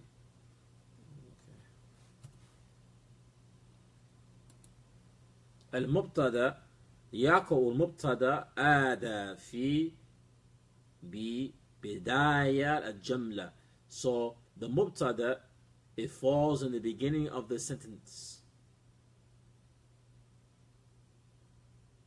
جملة اسمية, the beginning of the sentence of اسمية, وهو عبارة عن اسم, right? It's working with, or it's with. عبارة means like expressions or coming across or working with. عبارة عن اسم صريح, it's bluntly, or it's working generous with the ism. أو مصدر, or the masdar, which is the grunt or the verb minus the tense, some different ways to translate it. معول بصريح, it's in the beginning of it. أو يأتي دائما في محل رفع, and it always come in the case of raf. What means here المرفوع, right? ويكتمل المعنى جملة عنده. So إلى آخر هذه الجملة. So it lets you know that the mubtada, it always is marfu'a, and it comes في بداية جملة. And there's some other examples that it could be. You can switch up the sentence, but you're not ready for that. That's why I never explain about mubtada and khabar and how it comes in a sentence, because you're not ready for it. But it's always marfu'. So aina bin al-binti jamilatani. You understand? Don't worry about that yet. Just get some of the surface information about Arabic grammar. Once you get some of the basic surface information about Arabic grammar, then you go to the next stage, and you go to the next stage, and you go to the next stage that's complicated. You go to the intermediate stage, and you go to the advanced things. You go things a little bit more complicated. Make sure you get the foundation. The basic things I'm trying to show you are basic foundations, and later on you get into more deeper stuff about Arabic grammar. Because I was going to break down, for me, when I'm reading this article, this is an article I just Google search right now, right? Then it talks about anwa al-mubtada. If I was to sit down and break it down to you, the different types, you won't be able to understand and comprehend, because it's going to talk about more complex sentences in Arabic language. If you don't know what is a dama'ir, or you don't know what is ismu ishara are, if you don't know what these basic things, you're not even understand the examples they're going to give you. You're not even going to understand them, because you don't know the vocabulary words. You don't understand the sentence structures related to these particular words. So sometimes I'm giving you surface information. If you talk about raf, you don't know what raf means. Raf is related to al-marfu'. Something that is marfu' is in the case of raf, alamatu raf. Alamatu raf. Al-marfu' has alama, signs that are rough. What are the signs that are rough? In a normative case, waw, alif, noon, for example. Aina al-bint. The alif here is in a fi mahal rough. It's in a place of rough, for example. It is marfu'. I use the word rough. You don't understand what rough means because we didn't get deep into detail about it. Let everything come little by little. Let everything come. Arabic grammar, you can't just grasp. If you try to grasp everything all at one time, you're not going to get nothing. And this is how it happens to a lot of people when they study Arabic. They study a lot of things from here, things from there, things from here, things from there, and they never get their foundations, which is the basic Arabic rules, and understand them, and they never get it, so their foundation is weak. So they're never going to understand the intermediate and the advanced things about Arabic grammar. They're not going to understand it. The purpose of teaching this particular book that we're using today is just to get some of the surface, basic information about Arabic grammar, then taking that and that level and building it to something else, going to something that's intermediate, going to something that's a little bit more advanced. going to a book talking about Arabic or learning Arabic in the Arabic language, for example. So on and so forth.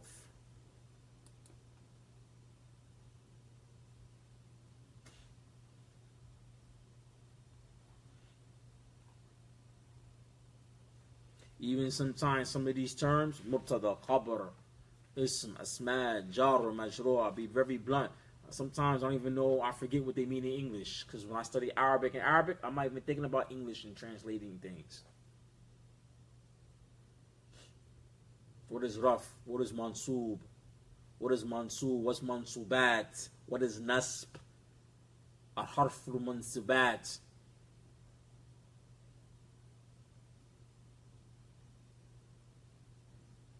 What's sakin? What's juzm?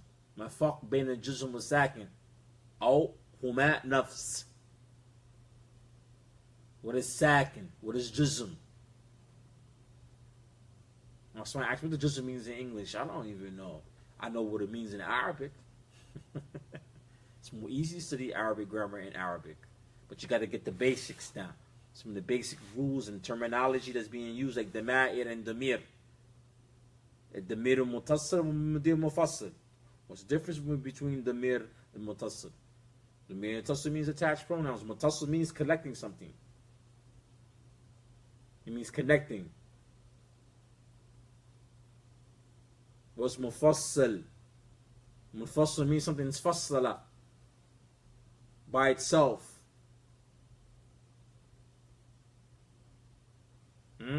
So you got to build the basic grammar. What is muthanna? ما فرق بين مثنى فرق بين مثنى وجمع السالم.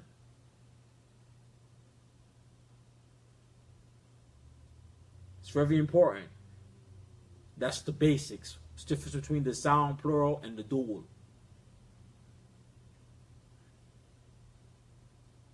It's the difference between the broken plural جمع مقصر وجمع سالم. ما الفرق بين جمع ما الفرق بين جمع المقصر وجمع مقصر. What's the difference between the sound and broken plural? The sound plural and broken plural, these things like this. What's the difference between these things?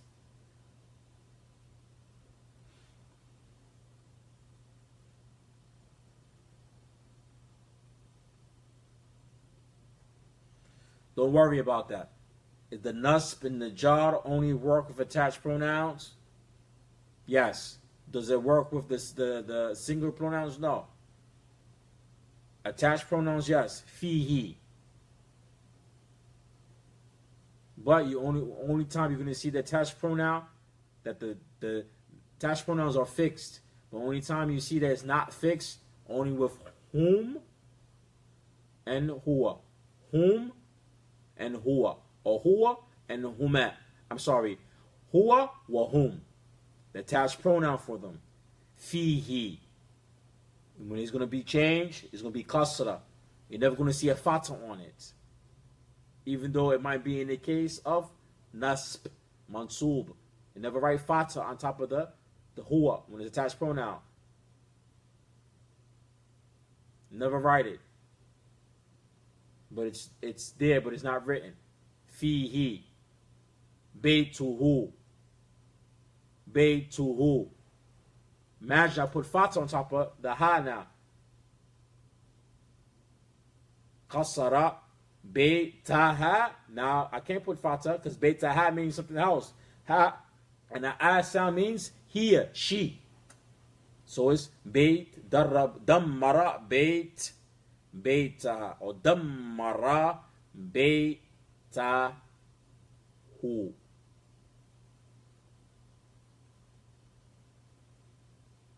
Muhammad fi baytihi.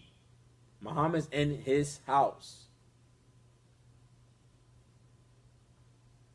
But don't focus on that too much. Because when you try to focus on it too much, you're going to get lost.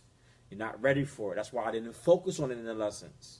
I just let it be known. If I didn't give you examples and I didn't focus too much on it, because I know it's important, but you're not ready for it. Or it's not something that, if I give you too much information, even though it's so basic, and I keep on explaining this basic thing, Next thing you know is you're gonna hear it so much, it's gonna be complicated for you. You're gonna complicate things for you. I'm not trying to complicate anything for you. So it's marfu, it's nas and majrur related to the attached pronoun, yes. But I didn't get into it. You notice I didn't get into it. I only showed you what's important about it. In the case when it's majrur. That's why I didn't get into the mansub back, because there's nothing you're gonna write to show that it's mansub. Only in the case of marfu, in the case of majrur, only with whom and huwa and whom. Fihim. Fihi. That's the only real case you're gonna see which majrur. Fi baytihi. Only these two attached pronouns. Fihim. Fihunna. Now it's the feminine pronoun. I don't say fihinna. Fihunna. So you're gonna see majrur in the case fihi and fihim. Faqat only. That's why I didn't drill into it. So if I don't drill into it, there's a reason why. Do not make things complicated for yourself. If I don't get deep into detail and explain it, do not get deep into time explaining it, because you're gonna complicate it.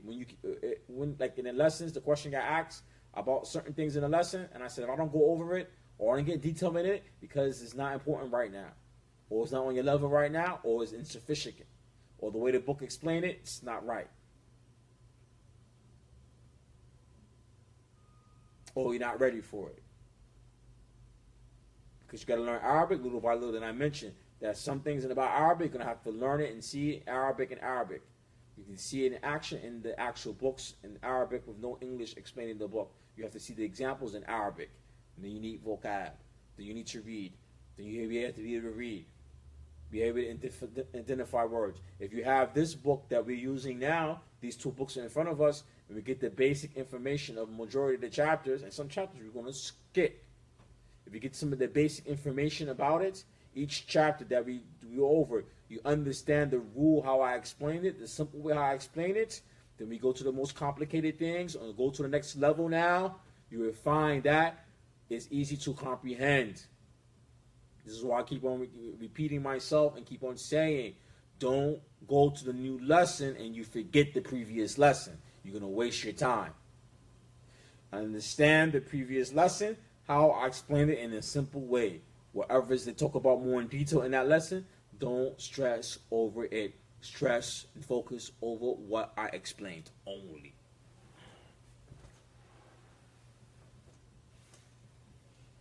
Any more questions?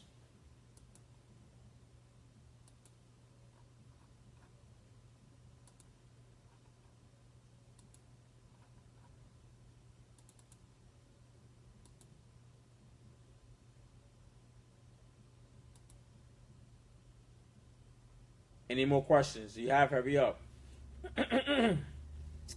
Write them down. Even while I'm talking, you have another question, just have them ready typed up so we can be in and out.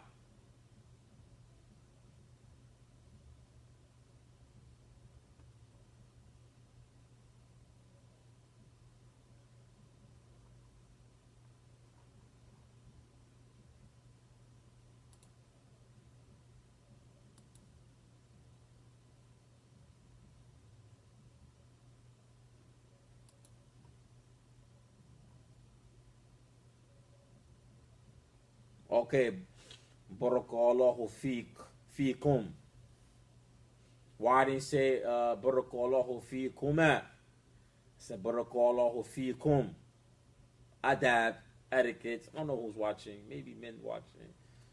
Adab, barakallahu fiikum. Say barakallahu fiikunna. But there's only two women. It could be more women in here. It could be all. I don't know. So barakallahu fiikum. All right, inshallah. So don't forget about, I said about the daylight savings time. So I'm going to be here at 10 o'clock. And I think Lily is in another country. So that means that the hour might go back. Inshallah, Lily, Ali will be able to explain that to you about the time. Because, you know, in Sunday, the time is going back an hour where we are at. So that means maybe in Europe, where you at, if you don't have, you know, because each country, some countries don't practice, or don't have daylight saving time. Some countries do it at different point or different time in the year or different months in the year. So inshallah, I'll be clear to you. Oh, okay, then she understand. Okay, no problem. What happened to the other sister of Salihah? I didn't see her today. Inshallah, she'll be able to help you too. No, Sheikh Salih al-Uthaymeen, rahimahullah, has in his commentary of the book of Al-Ujrumiyya, Sheikh Salih al-Uthaymeen, rahimahullah, في المقدم al-Ujrumiyya, in introduction of Al-Ujrumiyya, he talks about Arabic grammar.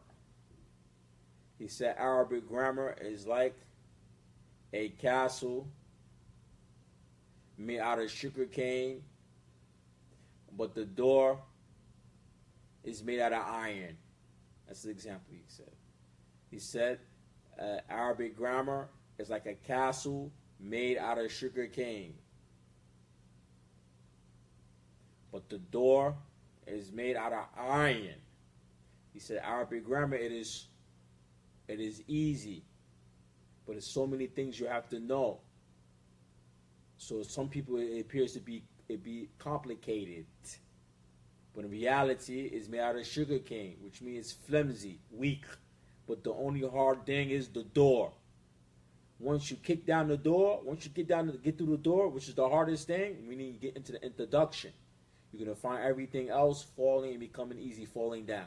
What that means is that once you get through the iron door, which is the hardest thing, because there's a lot of things about Arabic grammar, but it's easy, it makes sense. But it's a lot of things. But once you get to the metal door, the hard door, everything else come down, meaning everything else becomes easy for you. Take what I'm telling you, baby steps. Shay'in for shay'in. Step by step. Inshallah. سبحانك اللهم وبحمدك واشهد ان لا اله الا انت واستغفر الله واتوب اليك وبارك الله فيكم.